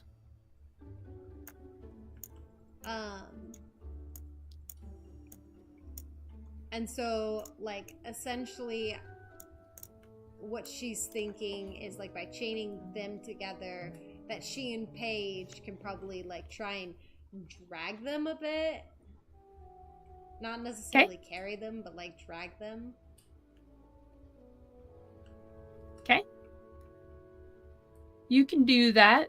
If they're going to be dragged just on the ground, you know it will damage the body quite a bit because you guys did travel quite a ways. But True. Should Could we- I try grabbing some like loose bark or maybe some felled trees? I can probably tie some of it together. That's what I was If- just Sure. thinking. Yeah, if not all the rope has been used, then we could use some of the rope for that. It's 50 feet of rope to tie up 2 sheep. Hypothetically, that's like 10 per maybe, with like 30 left over. Something. We're just estimating here. I don't know. sure. Well, you could probably get enough of the rope to work with things you can find around, and you can make a makeshift sled. Yeah. Put some, build some like fallen, what's it called? Branches that still have like leaves on them to kind of cushion yeah. the underneath and make it so it'll balance itself if there's any like rocks and whatnot. Yeah. Okay. Maya also offers some of her rope too, if you need it. Okay. Nice. Yeah, Paige will accept it. He's working, and then he like reaches up and just grabs it. So I think Rayla's assisting Paige in this, in like putting this all together. Would that be like Okay. a survival check? Yes. Okay. With it. Which, if Rayla's helping you, you can have advantage. Okay. A wagon would have been helpful, you know? Yes, a Very wagon would have helpful. been. Hey, if you can buy a wagon, you can buy a wagon. I don't think you can. Okay. 21 for the survival check. Solid. Oh, Okay. also, I remembered that I had disadvantage on ability checks because I have exhaustion. So I did re-roll that one survival check, but I ended up just getting a 17 anyway, so Yeah, that passes still. yeah. With the two of you working together, you're able to make this sled, get all the sheep tied together. Greg, how close are you getting involved with all of this, like with the actual sheep and stuff? Once the sheep move over, Paige very clearly steps away. He seems just uncomfortable by them. Okay. Paige has gotten Douse's discomfort with animals like sheep or wool and There's something scary about him. I don't know. Okay. Yeah. So you guys get the sheep. You have the live sheep. You have your sled. Are you gonna head back to town now? We should head back towards the town, but Paige will say he kind of groans once he realizes this. But he says in the voice of one of the guards, so 1 gold or you can make yourself comfortable inside the village. Yeah, so part of what Rayla was also thinking is using one of the corpses of the death dogs to pay the toll. Fair. Can she, I mean, like, gut one of them and, like, strap its carcass to her backpack?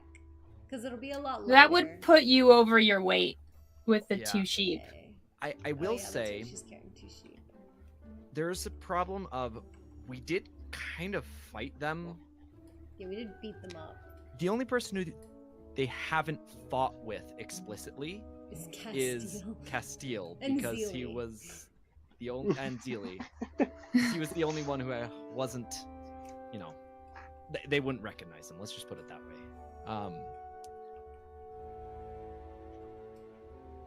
So he Yeah. should go back into wolf form. Would there be other entrances to this village? We haven't checked necessarily. But they're probably all being covered by guards. Well-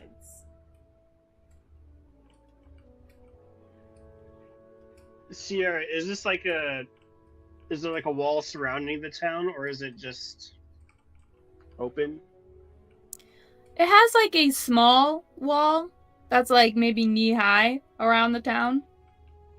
Yeah, just It's a hop village. wall. It's like, hey, we have a property here kind of thing, but it's not. So we could easily go off the road and try and find a better spot to get in. You can try. Yeah. Who needs roads? What's a road, anyways? I've never heard of those. Let's go. Sure, we'll give it a shot. Been off-roading it for 2 years. Okay, so who's gonna help Rayla pull the sheep?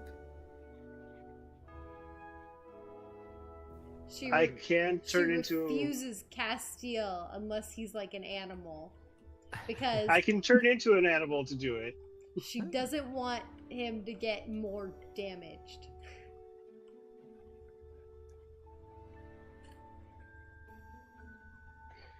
Kaya can offer to help, but she wouldn't be much help. They are very heavy. She can carry 120.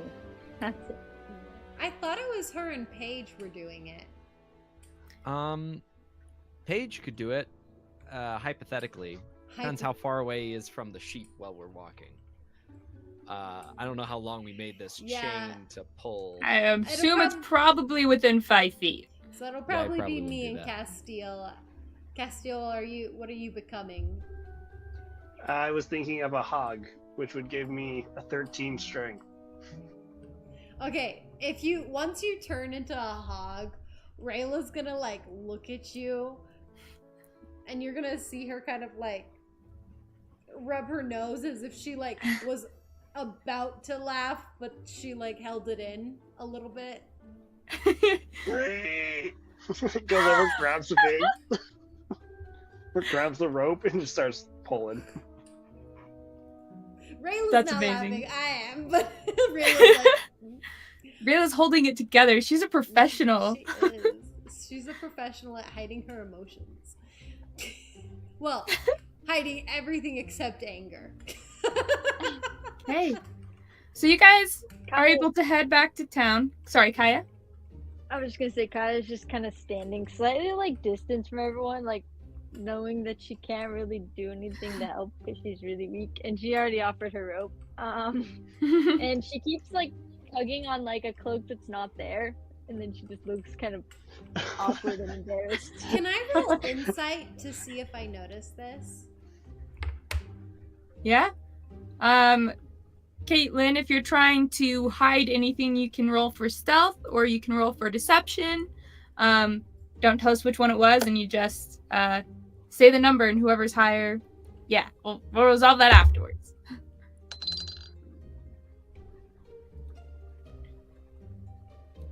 Okay, I got my number. Okay, I got my number. All right, what's your number, Kaya? 12. What's your number, Emily? 22. Okay. Dang.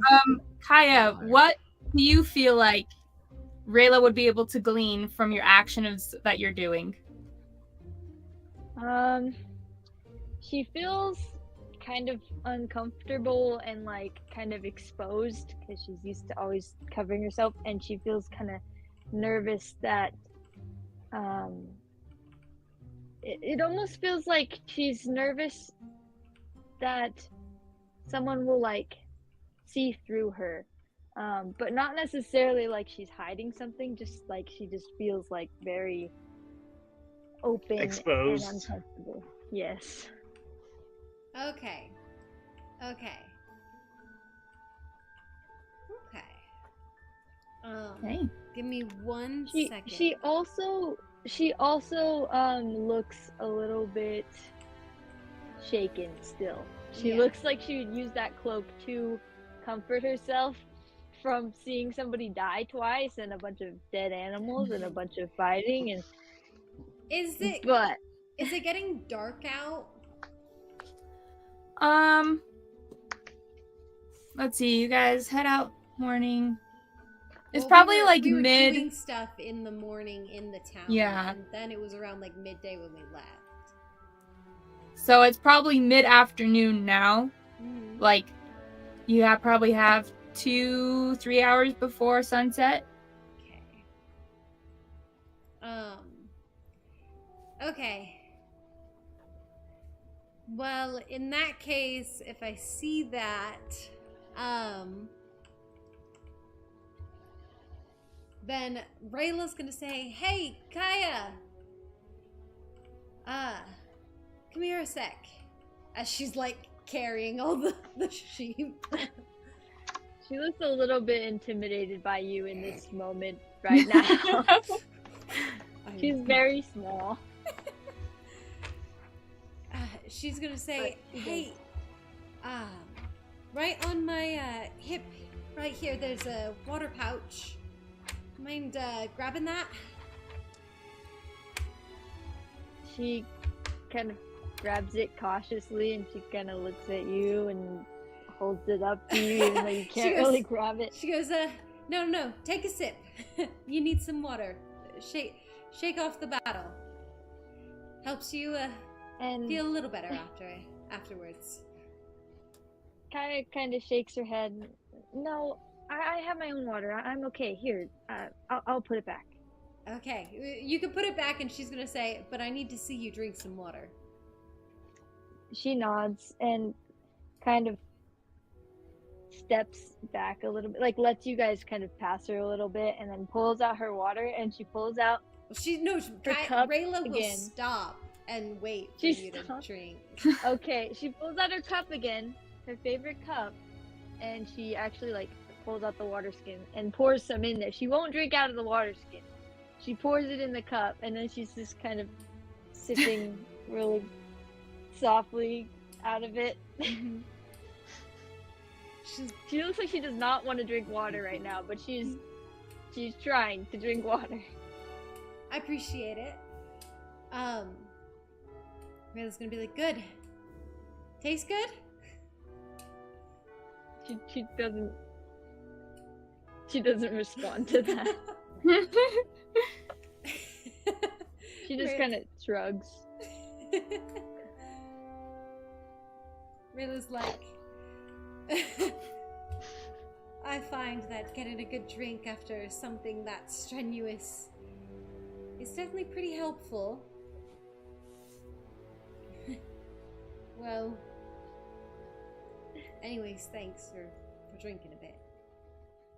She just nods and then takes another sip.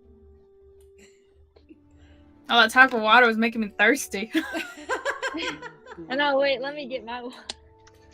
I mean, Water break, everybody. Take your water. Those watching, take some water. exactly. What Rayla's trying to do in this moment is she's trying to distract Kaya from, like, the stress that she was having, the, like, shakiness, trying to focus her on an action, because she can tell that, like, she's feeling, pretty, like, not helpful, you know?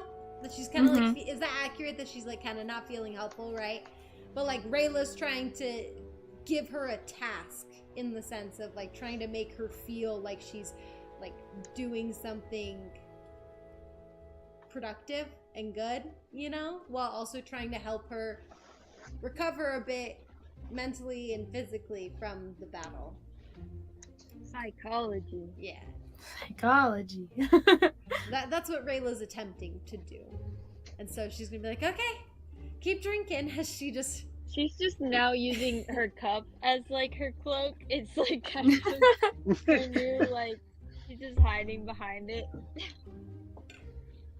Darn. Fantastic. Hold on. Okay, anything else you guys wanted to talk about before you get back to town? I didn't see Megan drink water. Oh no. Where's your Pepsi? Called out. As I mentioned before, I had Pepsi in here and it is almost completely gone. However, I do have ice cubes, so Yeah. Hydration. Drink your ice Nice. cubes, everyone. Drink your forget. ice cubes. no, you crunch them. You crunch them. I'm sorry. Eat your ice cubes, everyone. Crush your wandum. Oh, I don't have those.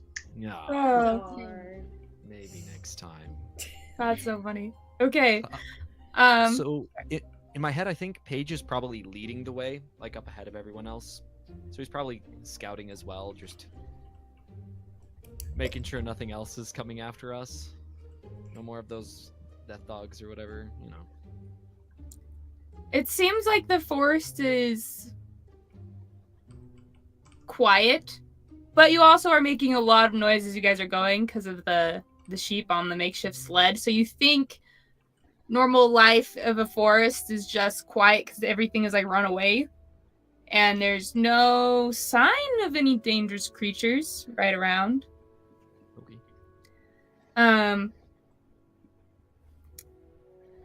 You guys are able to make it back to town. You guys are doing a loop around though, so you're going in from like the side. Is that correct? Yeah. Yeah. Yeah. Just keeping an eye out for like guards and stuff as well. Just make sure we don't get caught by them either. And So- also, if we're hopping a wall, she's definitely gonna help the hog get over the wall. Because I assume he's not very agile in this. Okay, I need you guys to Come make on, a group stealth check at disadvantage. Suck it in! Each of Hold us? on, why? Okay, hold on. I want to try and logic around this. Why disadvantage? Because of all the sheep going bah, bah, on her back, the sled dragging, getting the hog over the wall, it's screeching. Okay, can I bargain? I know I'm not here, but again, I'm trying to logic around this. if Castil and Kaya were able to go in first, could they do some kind of other distraction to give them at least straight up? Maybe it would depend on what they were doing. We can play Runaway Hog. Oh my god. Runaway hog. It's true. Funny. Yeah, but Castil is the one like helping with the pigs.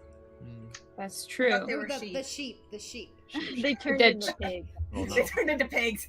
They turned the one into pigs. Oh no! We need a whole musical number to turn her back. Oh, no. Oh no! Alright, do you guys want to take the stealth check at disadvantage, or are you trying to come up with a different plan? Let's see. I kind of want to do it at disadvantage because I feel like there's a funny coming up. I feel like I can leave it up to the audience. Yeah, we can leave it up to the audience. Okay. I haven't used my advantage yet. Yeah, I was gonna say I've called for advantage. Emily's called for advantage. I think Caitlin's called for advantage as well. I have not. Okay, so we have had. No, Oh, she it was was going Sierra. to, and then That's why there were 3, because Sierra called for advantage, disadvantage, and then yeah. I hey, remember, audience, get ready. Well, do we want to do advantage, disadvantage, or do we want to do like the choices? It's got to be advantage, disadvantage. Okay, That's how it's got to be worth. This is using the audience inspiration. This is what this is. that's true. Audience So, inspiration. Okay. So it's advantage, disadvantage. The on advantage would give you guys a straight roll because you're at disadvantage already. And disadvantage gives us what? Double Disadvantage, just Just do disadvantage. disadvantage. Sounds fair. I see only upsides. I see only good stuff. All right, Only guys, good. time to vote. Only good options here. Nothing could possibly go wrong. Not at all. I mean, if you think about it, worst case scenario, the guards come and we just kind of have to like fight them too. After you guys were all Organize them. drained. All Or like pay exhausted. 'em off, I guess. I don't know. Something Hey, like that. I am at now 11 health with this hog. You There can we take them go. on. Tanky. Yes, Kaya has a thank you lot of guys knowledge. for the A. Advantage. Said she goes, I want to see how this plays out naturally. I'm so curious. So interesting. I mean, you never know. We could all roll. I mean, we were talking about it. You can roll 2 natural 1s on advantage You can. and 2 natural 20s on disadvantage. So True. technically, we could have still made it. Alrighty. Poll closes in 5, 4, 3, 2, 1. And it's closed. All right. You get advantage, which is a straight roll. Yes! Woohoo! And I'm currently a pig, so it's a flat roll. So Come this up will with kind something of, clever, guys. So, do we each roll stealth then? it's going to be for like the entire group. So it's going to be just one roll. And this is like the group. So whoever has the highest stealth will have them roll it. I think that's Does this me. include me? No, because you're not Dang there. it. I would assume that it's the rogue of the party has the best stealth. Yeah. I have a -1. I have a +7, so I may Plus have to 7, do a okay. stealth check. You may? Jeez. Maybe. It's hard to tell. I couldn't tell you. Okay. Yeah, so we'll have you Along just with roll my the stealth 17 for everybody. Okay, So I'm gonna roll stealth. it. Cross your fingers. Woohoo, Paige! With That's- the +7. That's 11! 11 total. You rolled a 4. Also for Sierra, high or low. Oh, what do we have? Let's do low. Oh no. You know, it's super funny because I've totally neglected to write down. I haven't used my board at all today. For It's a travesty. shame. I just forgot about it. I feel like it's offended. Oh well. It You said is, low? Don't worry. Yeah. Yes. Okay. So, while he's doing this, because he's trying to be stealthy, and as like people are talking, he keeps like shushing them and like he's like no. And he's like walking around, and he sees that the back of like the where the sheep are is sort of getting caught on the fence, and so he realizes he has to go over there to catch it, to try and lift it up, to get it over the fence. And so he goes over there, and he's going to try and lift it, but Make a sanity check. he's also gonna have to make a sanity check for that. So What? we're just gonna roll. What? Because he's lifting the fence? Wait, what? He's lifting a dead animal. Which dead Yep. animal? The sheep. the He's- sheep. back The of sled is stuck, so he's trying to Oh. get it over the fence. Yep. Okay. Okay. Okay. And he is able to lift it successfully. And he lifts it up, and you see him kind of like wincing and like looking away almost as he's doing it. But he gets the back end of it over the fence. But it is not very quiet. Okay. You guys are making quite a bit of noise, but you feel like you're pretty stealthy. Some townspeople aren't looking your way, some are. I'll say that whoever's like at the front, so actually probably Kaya sees this because she's not burdened with anything. You do notice, Kaya, that there is a bandit guard who does see you guys coming over the fence. He doesn't approach you guys, but it seems like he's taken note and he's walking away. Yeah. Walk away. Taking note. I don't like that. Okay, we're gonna cut back to Zilli. Zilli, it's been like another 30 minutes. Is there anything you want to do in that 30-minute time? Nope, she's just watching the house, not realizing she's copying the cat's tail movements. Okay, after about like 15 minutes, the cat does kind of just like lay down on the ground, kind of rolls around a bit, shakes off her fur. Another 10 minutes go by. She's just like cleaning herself now. She's not even watching the house anymore. And then at about this time, you hear some sheep going bah! And a loud dragging noise, and you look over and you see your companions. And she's gonna stand up quickly. And a hog. And And a hog. Yeah, Castil's not there.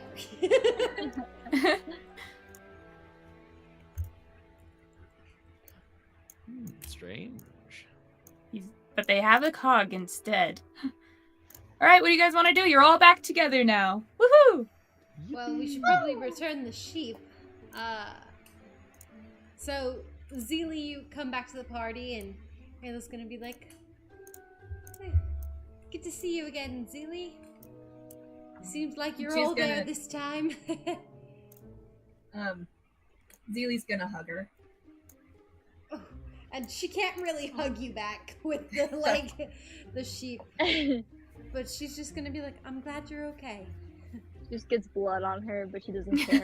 Oh yeah, there's definitely blood all over Rayla. And she looks over at the sled and sees the dead ones. And she's just like, I don't think the lady's going to like the dead ones. Probably not. But we did what we could, and we got 2 back. And she'll kind of like, yeah, she'll kind of like look at the sheep dangling from her sides. Zilli's gonna reach out to feel their wool. You can touch their wool. That seems kind of gross because they have a little bit of blood on them. Not from them, but just like from the environment they were in. But it's soft, it's squishy. Not soft, it's you matted, can- but it's squishy. You can see that her eyes get wide in just amazement at how soft they are.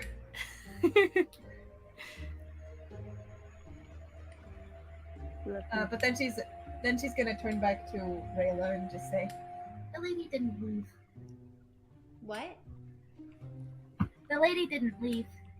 Oh, good. Well, then I guess we can return these promptly. All right. She's Do you all gonna- go to her house? Yeah. When they get to the house is when he'll drop wild shape. And you look battered. Ugh. Bleeding. Are Thanks we for the help gonna of the wall. Are we all You're gonna welcome. just drop the sheep off, or I mean, Rayla's like carrying and dragging, like she's kind of the heavy lifter right now. Okay. You guys all get to Brilith's house. You can move yourselves wherever you want. Doesn't super matter. Who wants to go knock on the door? I vote Rayla. Yeah, I was actually just thinking, I could. I was thinking of voting Paige.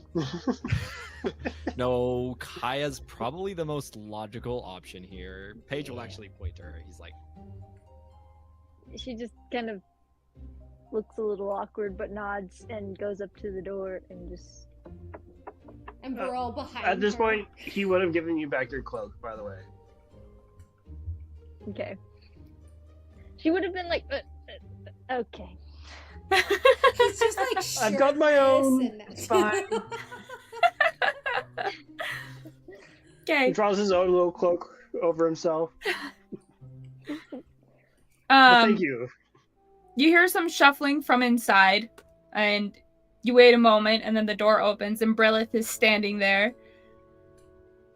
Oh, you're back. Oh. They're dead. And she's like She- seeing past you the sheep, the dead ones. Not all of It's like- them. Kaya's like bowing. She's like, I'm so sorry. We found several of them dead, but there are 2 that are still alive. Ah, well. Thank you. She's going to come out, look at Rayla, who they doesn't get along with. Rayla would like to say something to her. Okay. When she kind of like looks Rayla up and down with this like disgusted look, Rayla's just gonna be like,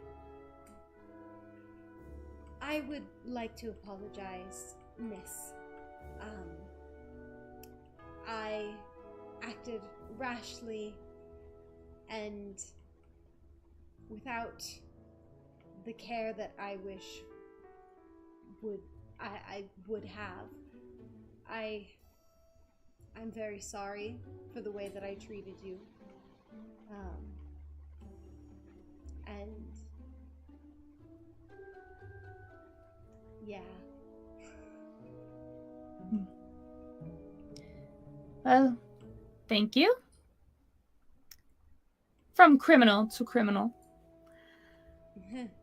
Oh, and the bird. Oh, you all have lots of friends. Or should I say sheep? I guess you could say we're a band of misfits. Kaya just kind of nods. Awkward. Ah, yes. Well, Sunstrider, if you'll just put the sheep in the barn over there. She will wordlessly go and untie the Not sheep the dead once- ones, though, not the dead ones. She drops carrying those and puts the other sheep in the barn and unties them. We weren't sure what you wanted to do with the dead sheep. We were going to just kind of process them there and then take what we could, but we thought we'd try and bring them to you to find out.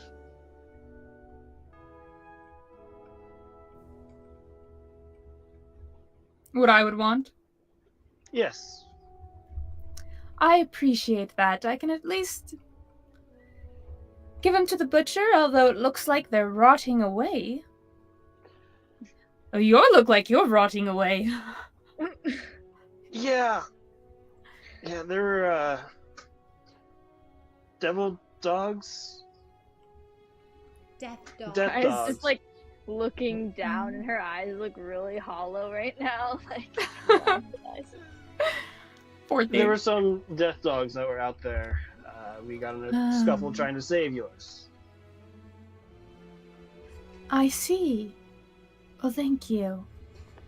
At this point, Rayla rejoins you guys. She's like, well, come on in then. A deal's a deal, and I have some bandages you can put on. Thank you. Do you have any... I mean, it's a long shot. You wouldn't have any, like, antidote or anything, would you? No.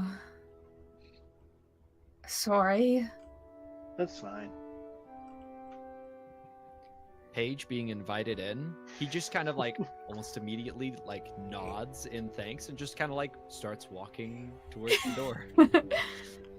Kind Yay. of bows like really deeply, and then just kind of cautiously follows. She kind of nods awkwardly, but watches you go in. Rayla's going to like take a step towards the doorway and stop and look at her, kind of like a, are you sure you want me seen entering your house kind of a thing? She just like motions for you to enter. Okay, and Rayla enters. And the cat will like strut inside. It's like, Strut. show my fur. Like a Zilli is staying close to Rayla. Okay. Okay. So you all enter her house. She's gonna hand some bandages to Castil. It's just like a one room kind of situation. There's like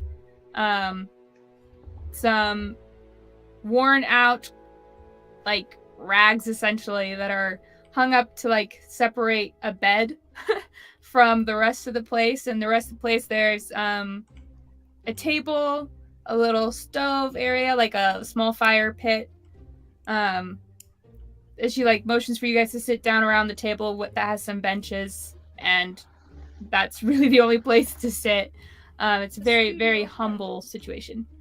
Yes. Kaya kind of stands in the corner, and she actually picks up the cat so it doesn't like track mud or wander or get into anything at all. She just kind of is holding it in the corner. Pick it up and it goes meow. Silver Dusk, do you still have your speak with animals up? No.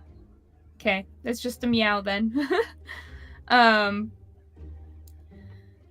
you guys settle in, you do notice that there is a door connecting to the barn inside the house, and you can hear the sheep on the other side, the two that are still alive. But she goes, so you had questions. What questions can I answer for you?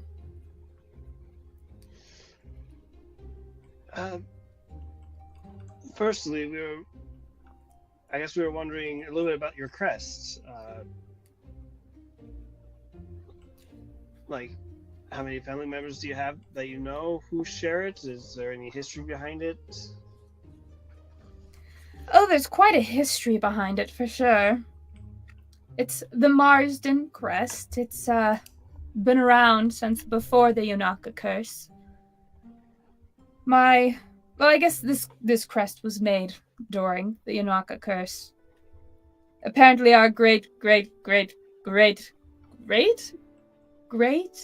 I don't remember. So many greats back, it doesn't really matter. Grandfather was from Steelforge. The bird on here, with the eye and weird, that whole thing, his pet parrot was turned into a beholder, he claims. Elbax was his name. I guess it was such an important parrot, it made it onto the crest. And we crossed over some mountains, so that's the mountains, but also the M for Marsden. And when we came to Arkukari, we were supposedly royalty at one point, but I guess Yonaka destroyed that, along with the parrot. And for who's still around, well, my mother was a warlock, and she was executed. And my father died of a disease, unfortunately. So if you saw someone walking around with this crest, then it was probably my brother.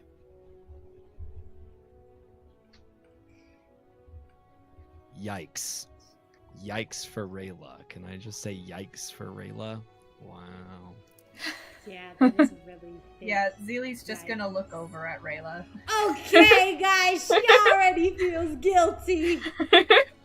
She feels so guilty right now. Well, no, it's not like a, it's not like a, oh, you blamed this lady kind of thing, because she wasn't paying attention to that. Zilli wasn't paying attention to that because I wasn't here last session. No, but Rayla totally sees it as that. Okay, but no, she's more looking at you like more of, oh, this is the kind of situation that you were in, kind of thing. Yeah, but Rayla's totally like, oh yeah, I know they're all judging me. I know For I'm Zilli, not it's a perfect. realization.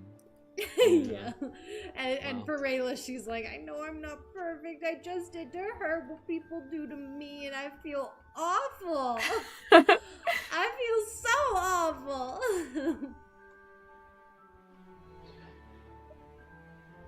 Would you happen to know where your brother is now? Or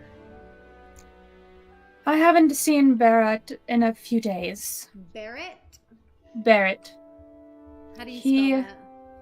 B-A-R. I think I spelled it with 2 R's. Bear. I don't know why I did that, but U-T. Barrett. A few days, Alright.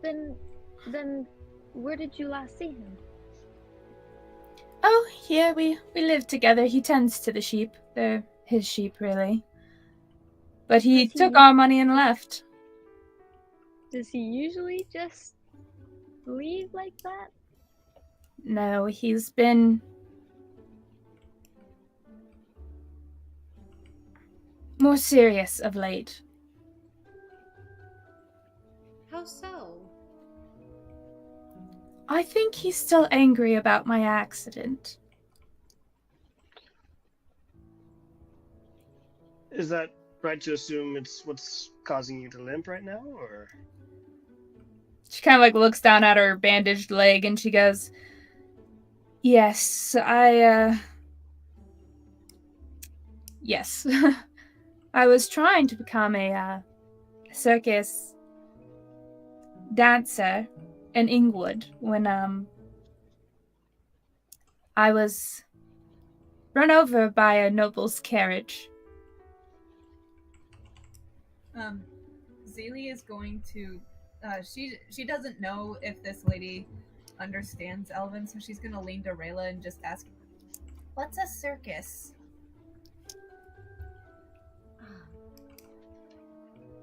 Sakistani desu wa?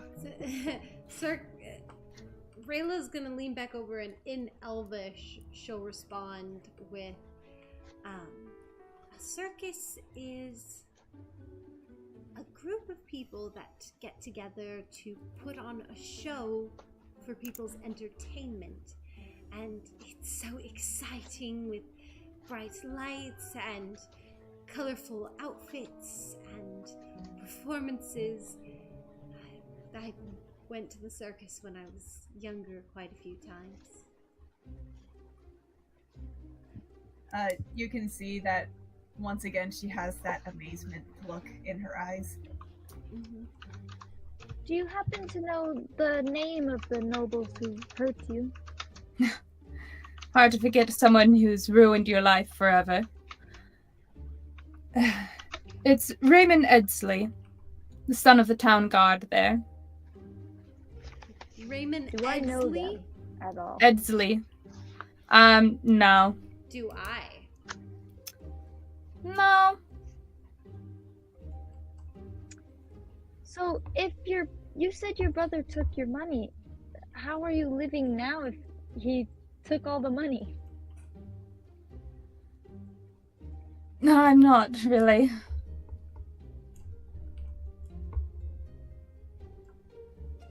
So thank you for bringing back the sheep. I'll at least be able to get something for food.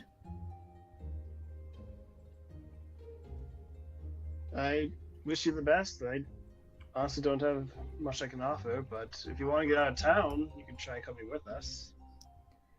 But there's no I have nowhere to guarantee go. it will be later or better. There's nowhere to go, but thank you. I still might leave. We have reason to believe your brother has purchased or is in possession of a Moliense seed. We fell into one of their caves the other day, or fell into a cave the other day that was dug out by not goblins, kobolds. Man, I forget which ones are which, but turns out someone had seen your crest. One of the kobolds had seen your crest on a purchaser there. Hence the whole shabacle this morning. And I apologize, I did not recognize it as a family crest. I assumed it was unique to one individual person, and therefore that is why I questioned you so harshly and inconsiderately this morning. And I do apologize. Thank you. Can I insight check her? Just to see how she's taking all this and if it's all really just an act? Yeah, roll for insight. Me. 12. 12. She seems truthful in her demeanor. As you're kind of analyzing how she's talking and just how her eyes are observing you all and the way she's been tilting her head and whatnot, you can tell that she is being truthful. However, she seems to just be filled with not sadness at the news. It seems like she was sad beforehand. It seems like she just has a heavy heart. Okay. She do be sad. Yes. There's also just the lack of surprise. So that's why I was like, Yeah, she did not seem surprised. She did not seem surprised. But also that's kind of, you think, is coming in from the, well, add to the list. You know, kind of, yeah. It just seems like it's another thing to add to her list.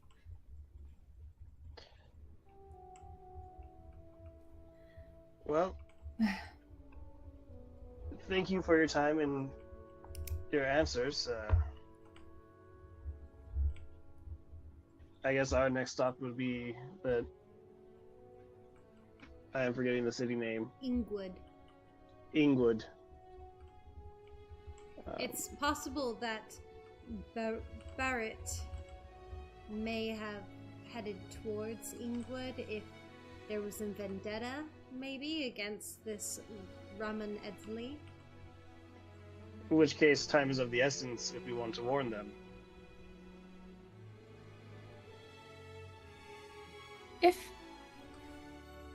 If you come across Barrett, he's a kind soul.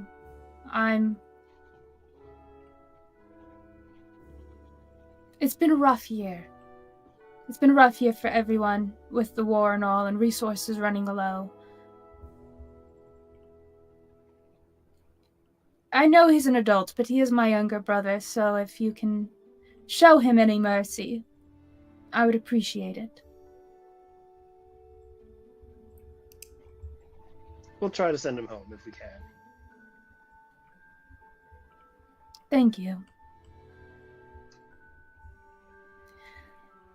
Well, anything else you need or wanted to ask? Actually, this is kind of a weird question.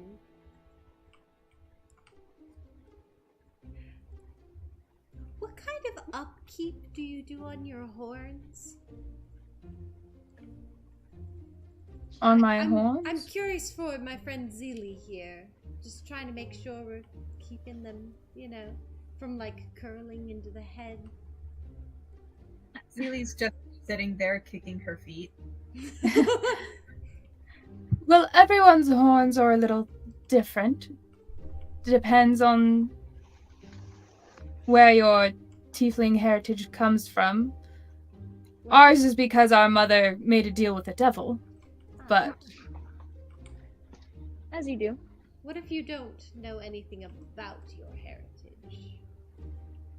well, in that case, I guess just keep an eye on them. For some, where it's more in the bloodline, then their horns don't tend to curl as much as ours do. But if they're getting too long, you can, the files or something. I don't know. My brother has some. He uses them on like sheep and whatnot, and you use them on your horns if they're getting longer than you would want. It's uncomfortable, but it works. Okay. The way her horns are growing, though, I don't think they're going to curl inwards, so... That was just the worry, if there was anything, needed to prevent that. No, hers don't look ram-like, so she should be fine. Okay. Coolio. Any other questions? Also, you don't know your heritage? She looks at Zilli, kind of confused. Sorry, I didn't mean to oust you. Zilli just shakes her head. Oh, well, sorry for you. Hopefully it wasn't through a devil deal. She just shrugs. Can I also do a check on how trustworthy she is, or how genuine she's being? Yeah. Roll for insight. I got a 20. 20. She seems like she's been telling the truth. She has that heavy heart. You can also kind of glean with the certain little things she said here and there, that she cares about very little of what's going on, but her true moments of genuine care have been when she asked for mercy on her brother, and when she said, well, I hope it's not a devil deal, to Zilli. And those are the two moments she's really conveyed a genuine sense of anything through her speech. She's been truthful, she has that heavy heart, but the only time she's shown genuine care are those two things.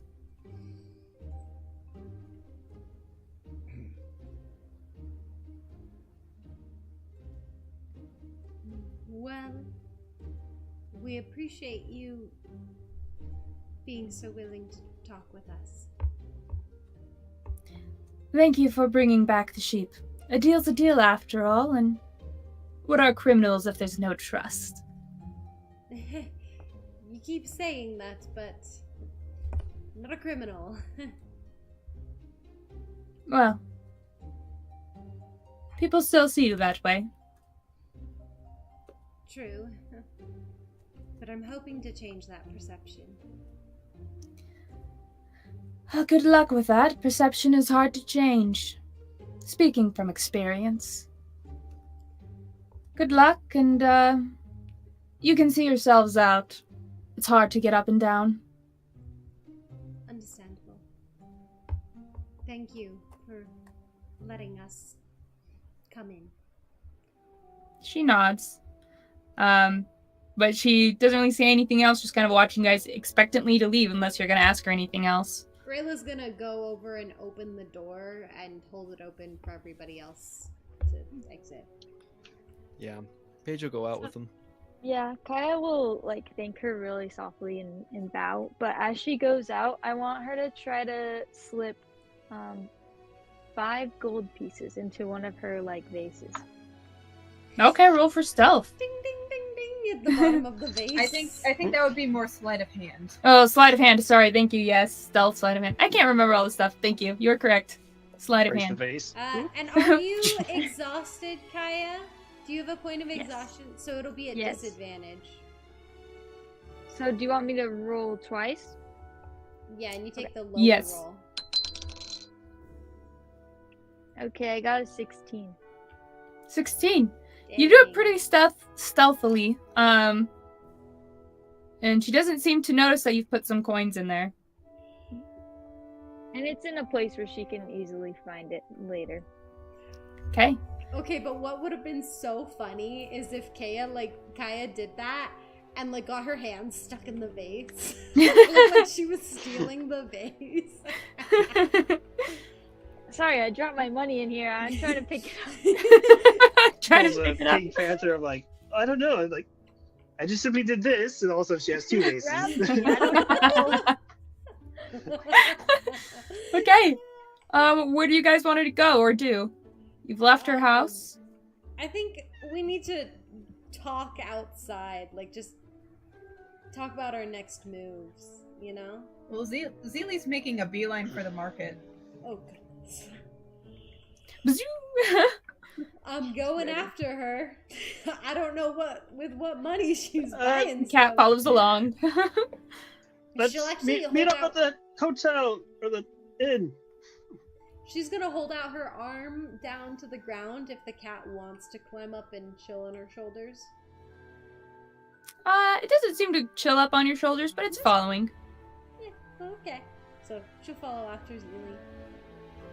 I'm gonna see if there's any doctors in town. If not, we need to probably. I would like to head out soon. Paige, before you leave, he's actually gonna like pull on you and hold on. Hey, Cass is cure disease. What? Grabs you. No. He's gonna like. He's gonna be like, wait up, and he says, "Hold my stuff," almost like a question, and he's pointing towards his chains and stuff, and he's like making a jangling sound. Yes, He's yes, like wants some help grabbing the chains back. yes. Also, before I forget, here's your wallet. He nods. He takes that from you. It's your He wallet. quickly puts it aside. Okay, Kaya, are you staying with the guys or are you going with the girls? She's gonna stay with the guys, and she's kind of partly staying because she might need to be there for financial support if they're looking for a doctor. Yeah, they don't have any health Okay. insurance here. So you She guys are doesn't gonna say that. Has you she guys are just gonna slept? grab the chains and then go to the inn. Is that correct? Yes. Okay, we'll come back to you guys then. Zilli, what are you doing in the market? Also said, I love your reference. I'm playing that game right now, so. Zilli is looking for snacks. Snacks. Okay. It looks like the market is more of like an outdoor market. Like they have some stalls. There's not really like shops for just stores really outside of like a few things like blacksmith or a butcher shop. Like there's not much here. But you're able to go. It looks like they're getting ready to close up as it's like sunset now. You can find a few things here and there. Like there's some fruits, there's some vegetables. You can find some meat, and then like some bread. It's not a ton. Some of the stuff looks a little older. It's like slim pickings. She's definitely gonna get some meat for the cat because she's seen Kaya give that to the cat. It's like, oh, cat likes this. But she, like the fruit especially looks really good. So she's gonna pick out some fruit as well. Okay. Are there any bakery stalls? So there's some bread. That's kind of like the only thing you hear. Not like full bakery stuff. It seems like it's maybe some bread someone made at their house kind of thing. No, I was just curious. You will notice that everything food-wise is pretty expensive. Let me double check the pricing she had here.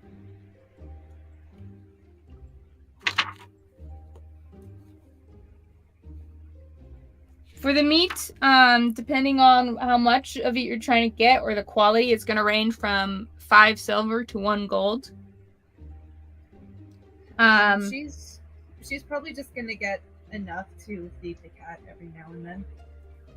Okay, then you can get like 5 silver worth. It'd be like essentially like the equivalent to like a pack of bacon, kind of. Like half a pack of bacon. Okay. The bread would be the girl who's selling it, she's selling it for 5 copper. And for fruit, they are selling it from depending on how fresh you're trying to get, it's 1 silver to 3 silver per fruit. Okay, Zilli, could Zilli tell which ones are, like, tell the difference between the fresh and the not so fresh? Like, yeah, you can tell. She hasn't, the shopkeeper hasn't kind of separated. So, she first sees the not so fresh one and she knows, like, that's what she's more used to with living on the streets. But then she sees the fresh ones and she's like, these ones are different. They're different.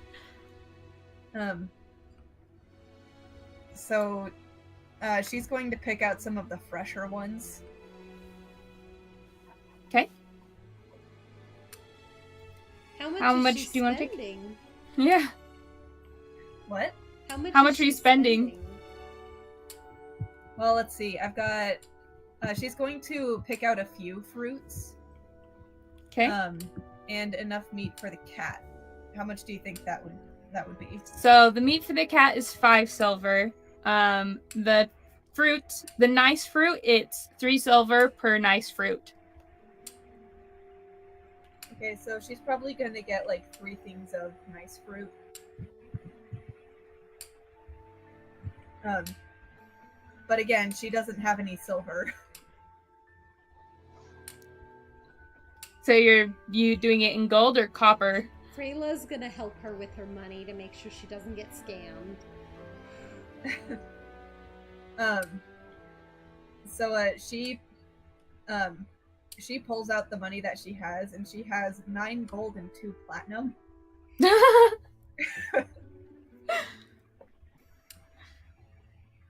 Rich. That's a The lot shopkeeper of is money. seeing the platinum, the eyes just go wide, and you think they've never seen platinum in their life. And Rayla's going to tell Zilli to put that one away. Zilli doesn't know why, but okay, she puts it away. This one's got to be worth less than the others, so they're not even contemplating this one. Okay, so you have gold, so it's 5, 6, 7, 8, 9, 10, 11, 13.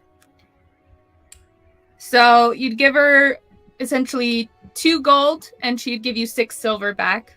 Well, from all your shopping, that's essentially what would have happened. You spent 2 gold, you get 6 silver. All right. And I think that's the moment that Zilli understands. Oh, so gold is worth more than silver. Oh, okay. And Rayla in Elvish is going to say, and that one you put back is platinum, and it's worth more than gold. But it's the color of silver. Slightly different shape. Different shape and tones. Yeah, when we get to a spot where no one else can see what she has money wise, she's gonna pull out a silver and a platinum, and just basically mentally tell herself, this is platinum, this one's worth more, this is silver, this one's worth less, and like really drilling that in her mind. I love it. As you guys are shopping, the one who's selling the bread is like, bread, 2 copper, 2 copper. She looks a lot more poor. Yeah, she looks poorer than everybody else there. Oh. Yeah, Zilli will go get some bread. Rayla's just like eyeing like a little low key jealous how much money you have. Well, Okay. if you ask her, she might tell you where she got it from. Well, she probably wouldn't ask, to be honest. No, maybe yeah. she will. That's reasonable that you have more than me. Okay. You buy the bread from her. She'd give you some copper back for your silver. How much copper? You get just 8 copper back. 8 copper. Yeah. 8 copper back. All right. And she's like, "Thank you, thank you." How And, much does Zilli's it gonna cost you try to and- make the bread? Oh, 1 copper, about. Rayla's gonna slide 1 other copper over, and she's gonna say, "No bread for me," and just hand her a copper. Thank you, thank you. And she's like pockets the copper. And Zilli is gonna try and mimic her a little bit with her broken common and just say, "Thank you."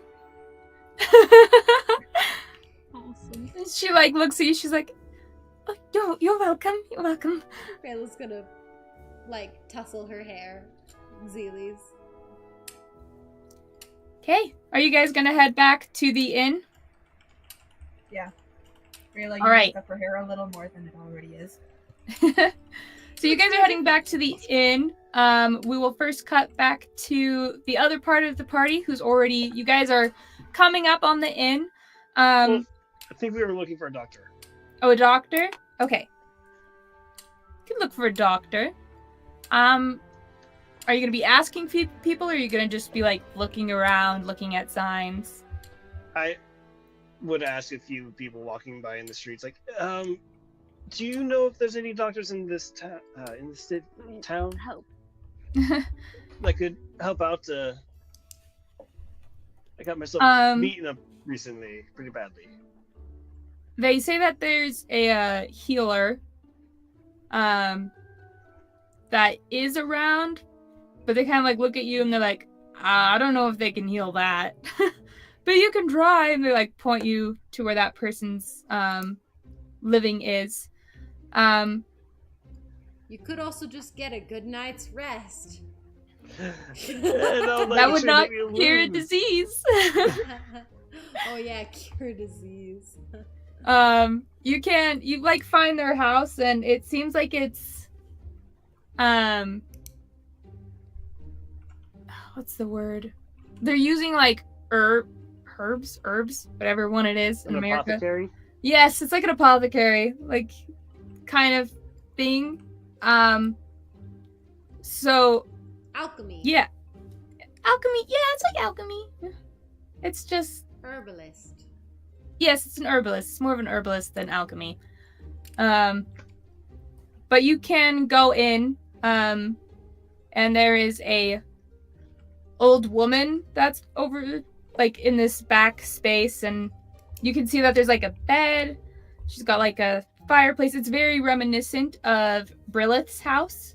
But instead of a barn, she has, like, a little porch where she, like, dries out things, like different plants. Oh, welcome. Excuse me. I was hoping you might have something for this and maybe diseases. Actually, does he know he has a disease? No, but it's burning. It hurts so much.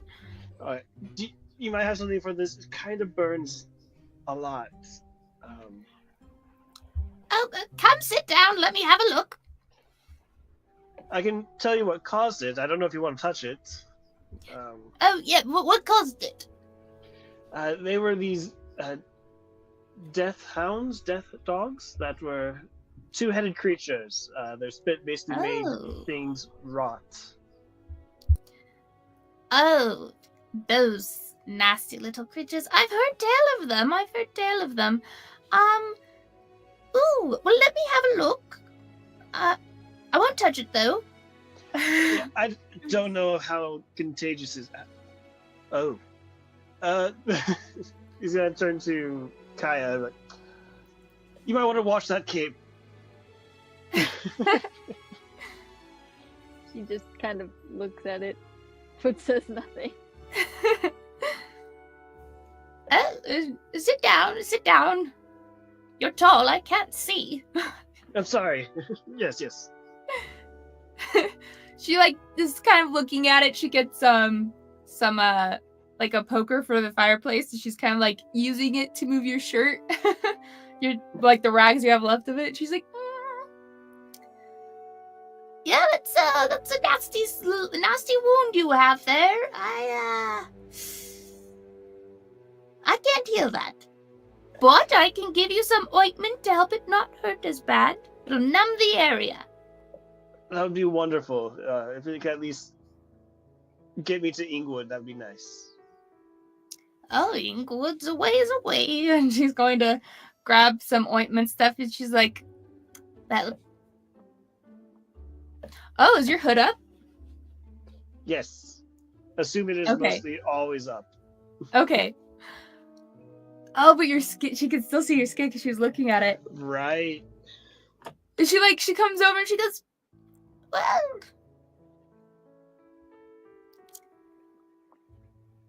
high or low, Dane? I'm hoping for a good reaction, so hi.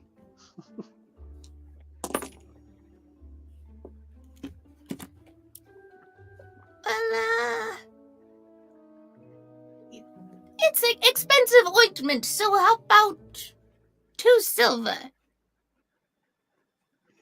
Then, how much will 2 silver get me? Exactly. It should cover you for 2 days. That sounds like a reasonable price. Thank you. Wonderful. And he will throw in an extra silver for your hospitality. Thank you. She like That's just kind of a nod to understanding that she has just let a drow into her house. And Paige, from your experience, you feel like she upsold him the ointment.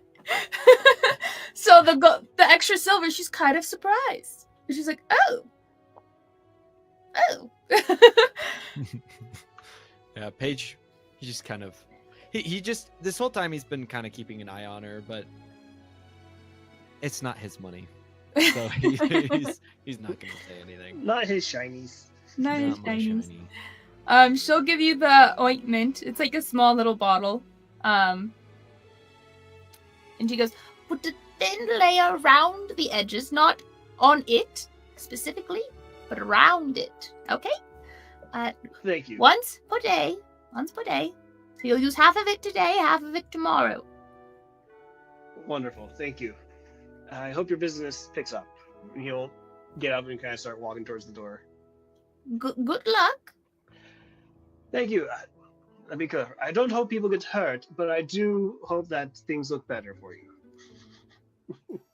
Understood.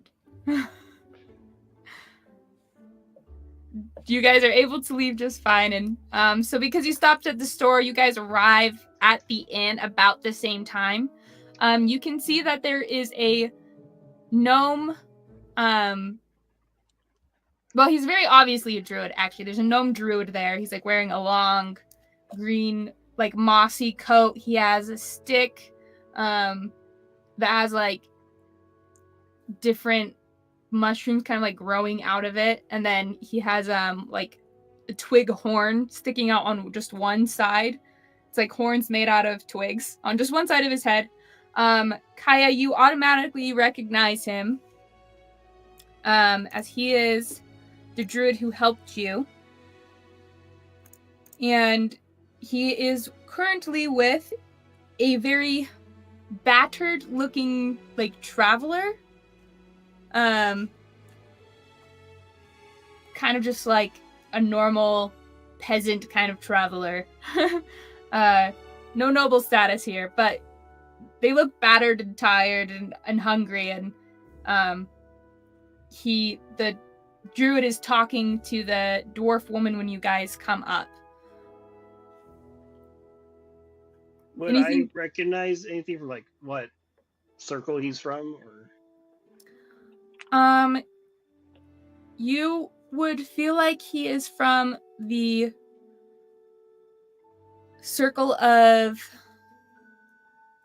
What would it be? It would be the circle of, like, life kind of thing. Okay.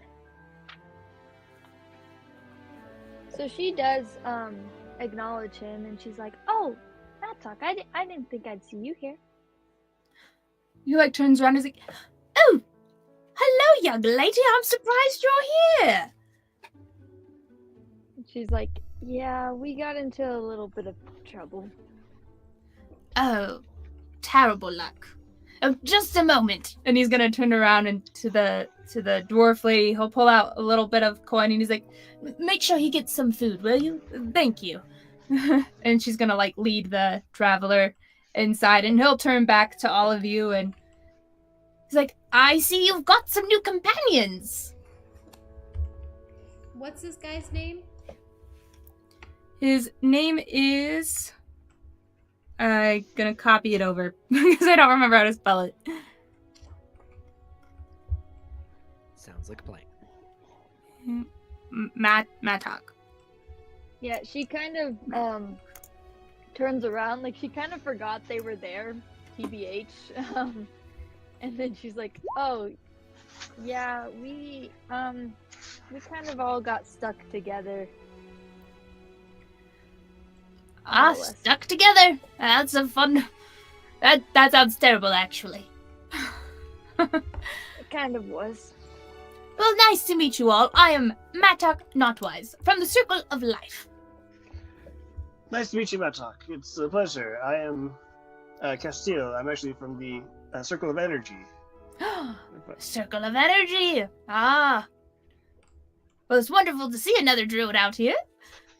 Likewise.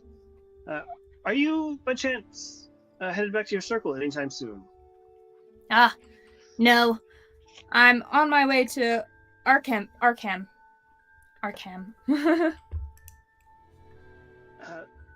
I would like to give you a heads up that we may have a situation here that I was hoping you could either pass along. But if not, you should at least know it's in your travels. Oh, yes. Information is great information to have. Yes. We haven't actually seen it, but we have found evidence of a Moliense seed around here. Oh. Yeah. Oh. Oh. Oh. Can I roll insight on this guy? Yeah. I'd love to roll insight on this guy. To my character, he's like, "This is a druid. He's my comrade. I trust him." And Kaya looks kind of a little bit cheered up just by seeing his presence. But she doesn't really show it a lot, but you can tell. Rayla is suspicious. She's What are you- suspicious of everyone. What are you trying to glean, Paige? So he's trying to see what sort of an opinion he has on the Moliense seed. Because he seems to be surprised to some degree, but is he surprised that we know, and he's trying to hide that from us, or is he just surprised to hear that there's a Moliense seed? Does he know about it already, type of a thing? It seems like he knows about Moliense seeds. It seems though that he is surprised that there is one around here. And he's like, "Oh. Huh. That puts a damper on my plans. I was going to go to Arkham because apparently they have a seat down there." Really? Apparently, yeah. I'm supposed to go and check it out, make sure everything's all good. Well, I don't know about Arkham's situation, but I just thought you should at least know in your travels, so be safe.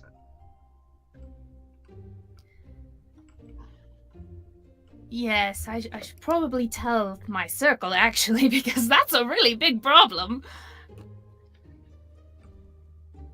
Okay, remind me, DM, if the Circle of Life, is that near here, or is that... The Circle of Life is near here. They tend to be, like, in foresty areas. So you don't know exactly where their circle is, but they are in this, like, low general area. Mm-hmm. Do you think... Is that going to...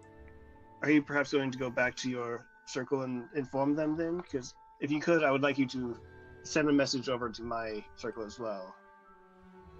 Oh, yes, I can definitely do that for you. No problem. Thank you. I'll get it written tonight, and I can get it to you as soon as possible. Thank you. And what were all your names? Oh, I'm so sorry. I got lost in business. These are our traveling companions, if you guys want to introduce yourselves. Paige will speak up. I think Kaya has already introduced herself technically, but Paige will speak up. He says, in almost written, like a rehearsed voice, he says, my name is Paige. Paige, a wonderful name. Sounds like a book. He nods. He actually makes the sound of turning pages in a book, almost as a nod to it. I see. A good pick for that name. Kaya is also like here's the group, and then Kaya's like kind of distancing herself a little bit from them. Rayla Okay. is- Subconsciously, just standing slightly away. Rayla Sunstrider. Rayla Sunstrider, nice to meet you. And your name is, as he points to Zilli. He's asking your name, she says to her in Elvish. Well, see, Zilli can understand common. Oh, sorry. Okay, never mind. She says nothing. And like she understands it well, but speaking it, Ziti, Ziti. Nice. Unique name, I like it. And of course, there's the lovely Kaya. And the fellow druid, Castil. Wonderful to meet you all. Oh, you all look rather beat up, Castil. Ran into some death hounds. I was gonna make my way to Ingwood to look for some healing. Would you like me to heal you? Can you? Oh, yes, I'm a very experienced druid. That'd be wonderful. Thank you. He'll just, like, come over to you and he'll pat your leg because he's short. He's a gnome. And as he pats you, you feel the disease ebb from your body and it no longer burns. Thank you so much. That is a huge relief. Anything for a fellow druid. If I Kaya can looks repay this kind in of- any way, let me know. She looks really shocked, but also really relieved. Like she didn't know that he could do that, but she's also like, "Oh, that's nice." That's Note nice. for a future spell. Well then, if you don't need anything else from me, I will be off. If you would like Dane, because he does seem like an experienced druid, if you'd like him to be your mentor, he can, or you can wait for someone else to be your mentor. Wouldn't be too bad. I think he...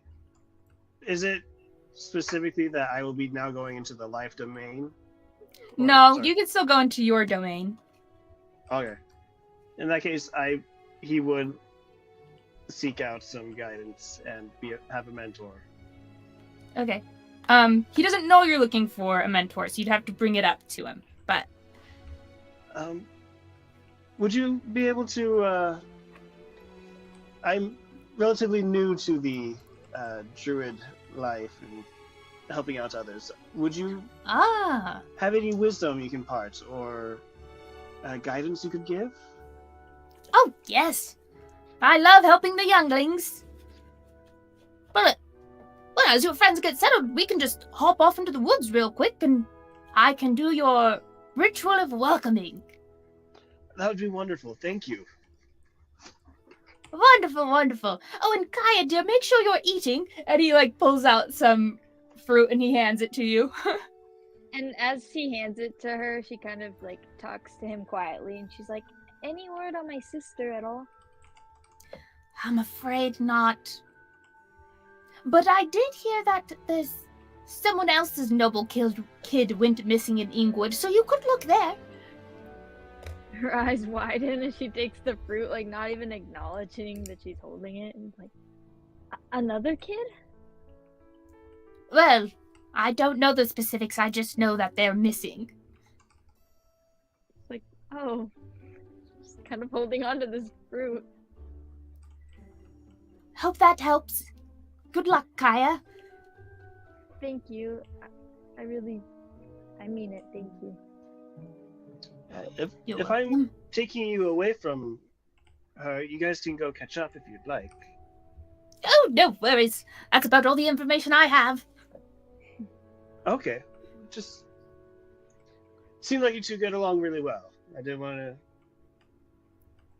take you guys away from each other if you want to catch up or anything. Oh, no worries. We've got to get you settled into the way, youngling. All right. I appreciate I want to lose you to a different life. Get it to life pun because I'm from the life circle. He seems very happy with himself. As you're leaving, he will bend down and pat the cat. And he's like, "Good noble kitty, good noble kitty," is what he says as he pats the cat. Sorry, for a second I thought you said normal, and I'm sitting here just like, this cat is normal not kitty. normal. No, noble kitty. Noble kitty.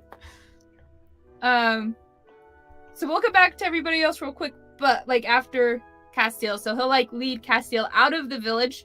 And as you guys are going, you know that there's leaving the village problems. And he kind of just waves his staff, and you guys both turn invisible as you guys just cross over the wall unnoticed into the woods. I really need to learn this spell. I have a magical staff for it. Kind of waves it, but you can't see him. So you just hear the waving noises. What'd you say? Oh! Is that Trace? So he leads you 15 minutes out. You're more in the thick of the woods now. And then he drops the spell. He's like, so I'm assuming you want to go into the circle of energy still, yes? Yes. I would. That is the group that I've been working with, and I'd like to stick with them. Fair enough. There's a lot to be learned there. Well, go ahead and sit down. It's better if it's from your own circle, but you can still be welcomed by nature itself. That's the most important thing. And as you sit down, he's gonna take his staff and make a big circle around you. Stir in the pot. Stir in the pot. And Castil's never seen again. Cooked it to a fine soup. The Hansel and Gretel story. And as he's making this circle, he then is making 6 other smaller circles around this big circle, and he's reaching into his bag and pulling out different little artifacts almost. There's a pine cone, and then there's a sculpted owl, and he's just pulling out all these different things that represent nature and putting them in these circles. And as he's going, he's like, so tell me, Castil, what do you know about energy? That's a very good question. I'm not entirely certain on where it comes from. I do know that every living creature has energy, and that it can be transferred in one form or another to others, as well as it's how we use magic and how we use a lot of. It's all around us, basically, is what I'm trying to say. Exactly. Energy is in everything. You got it just right, young man. Oh, I love younglings. And then he's going to like crisscross applesauce in front of you, his staff across his legs. He's like, and as you said, they are in everything. Well, energy is in everything. So, what you said, the transferring energy, that's exactly what you're going to do. I want you to concentrate on the nature around you, and you're going to try to transfer your energy into the ground, into the plants around you, the trees, all the different strands of grass. Try and transfer your energy, and if nature accepts you, it will transfer energy back.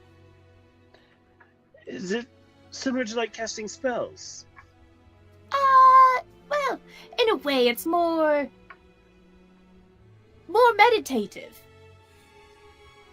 And you just really want to try and connect with the ground around you, the nature. Try and feel its energy. I'll give it a shot. He'll close his eyes and just try, kind of going into the same like meditative stance he does for his long rests, because that's how they do their long rests. And see if that's what he's talking about. Roll a wisdom check for me. Actually, no. Do nature. We'll do a nature on this one, because you're trying to connect to nature. Okay. Never there was a more direct nature check. It's 5. 5. You're kind of there, and after a moment, you kind of feel a little tap on your head, and you like look up, and the gnome has like reached out with his staff to tap you, and he goes, "Not sleeping.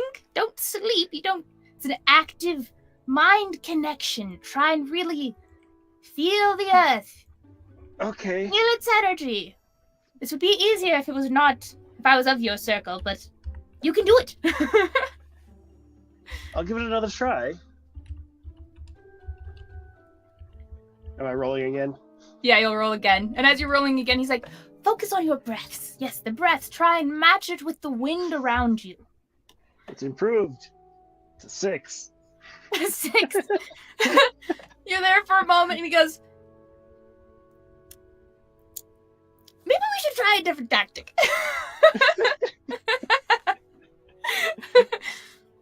I'm sorry.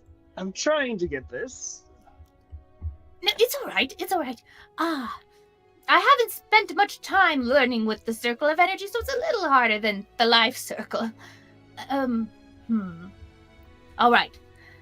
Put your hand on your chest and feel the rhythm of your heart. You can do that, yes? Okay, now you're feeling that rhythm. Now put your other hand on the ground and imagine that you're feeling that same pulse coming from the ground that matches the rhythm of your heart. Try and imagine it really right there on your hand that's touching the ground. And then roll again.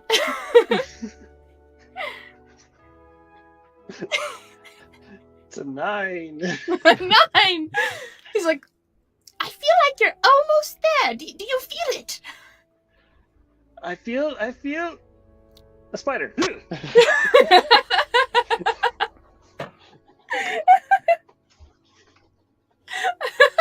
spider was just trying to connect with you. He was just you trying just to help smacked you. it away. It scared me. I wasn't expecting it. That's okay. That's something you learn in life, is that all creatures have a purpose in life. So don't try and kill the spider. Don't try and hurt it. I wasn't trying to. It spooked me. It's all right. You're from energy. It's fine.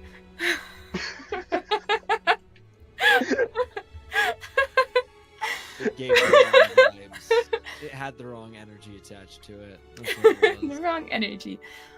All right. All right. We'll go through all the steps this time. All right. Hand on your chest and feel the ground. All right. You feel that. Now listen to the wind as you have your hand on the ground and on your chest. Listen to the wind. Try and match your breath to the ebb and flow. You hear the leaves moving in the trees. All right, there's lots of energy, and he like blows on your face. He's like, feel the air, feel the wind. It's like, all right, Okay. now roll again. Really concentrate on the energy. It's a wasn't that one. The spider bit you and now you're poisoned again. Poor guy. Wait, Oh my gosh. wait, hold on. Silver Dust is asking, can Castil have advantage for that?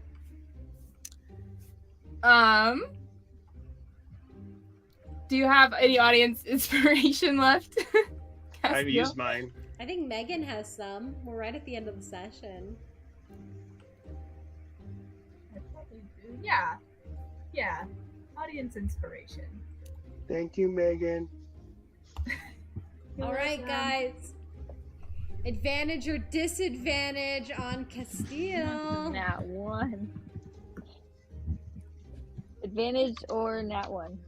Advantage or nat 1. Or you could give disadvantage. It could be double nat 1. Double nat 1. Professor Foghorn, why?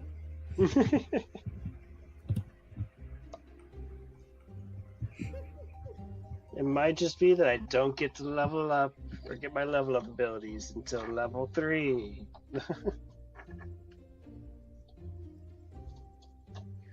Ooh.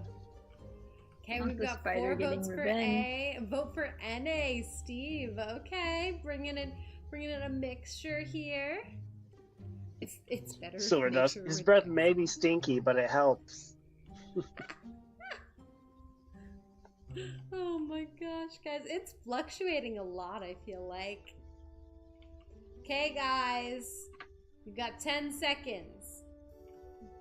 10, 9, 8, 7, 6, 5, 4, 3, 2, 1, and it's closed. Advantage 1. All right. That's a dirty 20.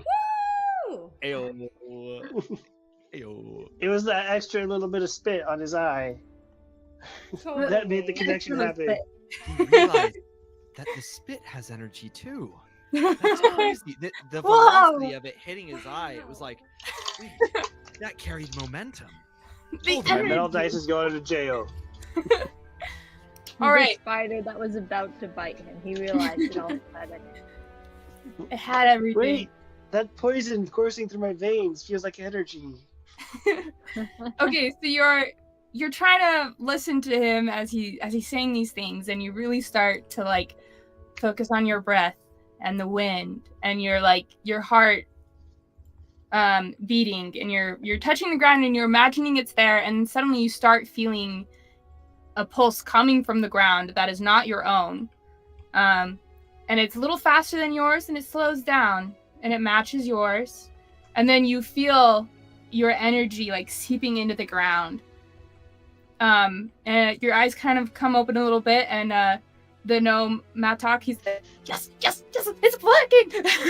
And then he like claps his hand over his mouth, and you can see the different items he had put around you start to glow a slight green color, and there's this warmth that starts to fill you, and you're just filled with this peace, and you can feel yourself connecting beyond your like where you are now. You can feel like you can see out like 20-30 feet behind trees, through trees. You can sense squirrels that are in the trees, the different spiders and bugs crawling on the ground, and you can sense all of that, all of this energy. You can sense magical energy flowing around you in all these different colors. And as you're like just draining in energy, and you can feel yourself gaining exhaustion, you suddenly start to feel yourself regain that energy and gain a little more. And you feel at peace with this nature, and you feel like new abilities have been unlocked for you, as nature has accepted you as one of its own, like followers and caretakers of nature. And you will also gain a permanent +1 to your health. Like Yay! maximum. So your maximum raises by 1 permanently. Let's go. And that's this one time, not per level. Not per level, no. It's just like it's not like a temporary gain, it's permanent. Yeah. I wanted to double check that I was like Yes. connected to druid level, but it's just this. Just this once. And you also feel your energy returning, and you also regain up to like half of your health, your current hit points. You'll regain up to half of them. Yay! As you just feel energy flowing through you from the world around you. And as this energy disconnects from you, the little totems and artifacts around you dim and then go out. And Mattock stands up very proudly and he's like, "You did it, youngling! You're officially part of the circle of energy. Oh, of course, this is very important too."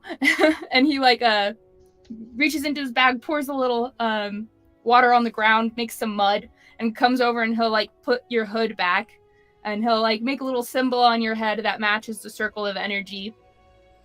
He's like, "Welcome to the, well, not necessarily a brotherhood, but the brotherhood of nature." Or motherhood. He kind of looks around at the nature. Thank you. Much appreciated. It's been a long time coming, and I'm happy to finally made the first steps. Oh, second steps. First step was going down the path, choosing to go down the path. Haha, see? True. Thank you. Oh, you're welcome. If you ever need anything, let me know. Oh, and don't forget to give me that message to send to your circle. I'll also tell them of the good news. Wonderful. I will get that written up once we get back to the inn. Ah, wonderful. Well, this is my last invisibility for the evening, so don't mess this up.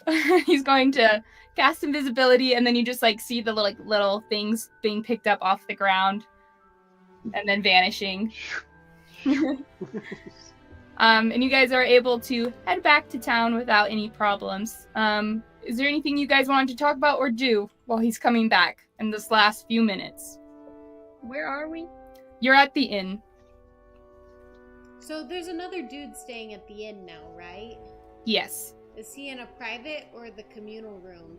He's in the communal room. Okay. How much is a private room? Private room is 5 copper per person.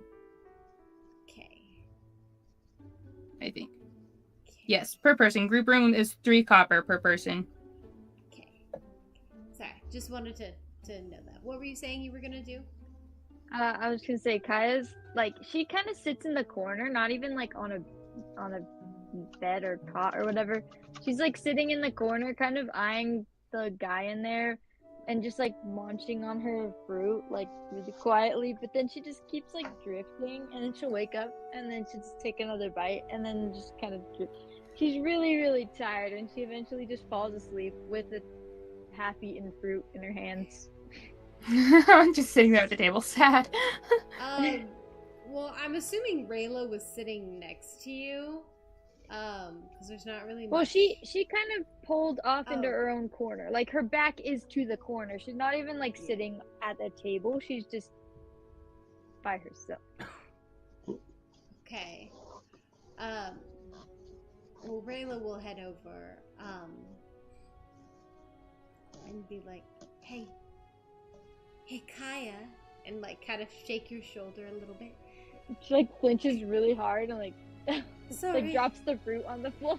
Oh, and she picks it up, dusts it off a little bit, and is like, I think you dropped this. Oh, sorry. Thank you. And she's super red, embarrassed. Don't be. We've all dropped food before. But I think it's probably about time that, you head to bed. She nods, but then she kind of eyes the one guy in the room again and just kind of uncomfy. Yeah, well, I thought we were in the bottom layer, not in the communal room. You are not in the communal. You guys have not gotten any beds yet. You haven't paid for any. Okay. Not Okay, this yeah. night, at least. Oh Not yeah, this then night. she's sitting at a table, but in the corner. Yeah. So yeah. I think it's probably time for bed. I'm sure Castil will arrive at some point. Paige, Zilli. Paige sort of gives almost like a questioning look. He looks over towards like the sleeping areas, and then he looks back towards you with a confused expression, and he quotes Kaya saying, "I still need to travel to Inglewood." And he gives Kirk of his head. How's he gonna say this? He says in the motherly voice, "Are you sure you'd like to go right now? It's pretty dark out." And then he nods, confirming his own decision, almost to say that perhaps we should leave now. Rip Well, Kaya right now. yes, and maybe camp outside. It may not be the smartest decision, but still it might be better than this enclosed place. Not to judge like the inn at all, but she just doesn't want to be here. Yeah. I'm just staring at her fruit. At about this time, Castil rejoins you guys. Thank you again, Atla. A huge help and means a lot to me. I'm gonna go rejoin my friends. You're welcome. Oh, make sure to take care of Kaya. I like course. her. There's Did something he say special about her. Yes, he did. Oh, All right then. Castil. 9 o'clock will leave. You guys haven't gotten any rooms yet. No, we're curious about leaving now to Inkwood and maybe camping outside. That works. We haven't really made a lot of friends in this area, and maybe a bit more enemies. Thinking back to the guards. True. Is it She like does- nightfall right now? Yeah, the sun's gone down. Kaya does like kind of perk up though, and like just it doesn't look like she's sleepy anymore. Whenever they come back, whenever she sees like both druids, she's just like, "Oh, yep, I'm fine. That's non-sleepy. Nope." Not to me. Exhaustion? What's that? No idea. Rayla's got like bags under her eyes, but she's still pushing. Okay. As you guys, you're on mute, Greg. Oh, I was just proclaiming that everyone's tired in the party. Much exhaustion. As you guys are having this conversation, it sounds like you guys have decided to leave, correct? Well, we were. Yeah. Yeah, probably. Okay. Probably. So you're leaning towards leaving, and Zilli, you feel a tug on your cloak, or clothes, whatever you're wearing. She looks over. The kid you gave the gold piece to is standing next to you, kind of looking around cautiously, and just kind of whispers to you, "You shouldn't stay. Circle's cut. Gotta." And kind of like looks around very nervously, and then he like leans in very secretively and goes, They've got a bounty on your head now. Does everybody hear this? No, he's just saying it to Zilli. Okay. And then he's gonna kind of bow out and then goes, Thank you for the gold. and he's gonna run. Zilli looks really confused. Just like, what is the bounty? How is it on me? Are you She asked asking Rayla? Rayla? She does notice that the boy is trying to be secretive about it, so she kind of does the same thing. She goes over to Rayla and like tugs on her clothes and says quietly to her, What's a bounty? Well, it depends on what context. Because a bounty could be a lot of something. Like you had a bountiful harvest. But a bounty could also be someone wants you harmed or captured for money in exchange. Generally. Why are you asking? The boy came back. Oh, He said there's a bounty on me. And with that, we're going to end it for tonight. and we're leaving! and we're gone. So, was it specifically on just Zilli or on the whole party? He just said on you. Okay. You can interpret that however you want. I mean, meta knowledge, I think it's the party. We should turn Probably the Zilli party. in for money. We should turn Zilli in for money and then like, break her out of jail and pull a scam on him. Scam. Scam the scammers! That's right.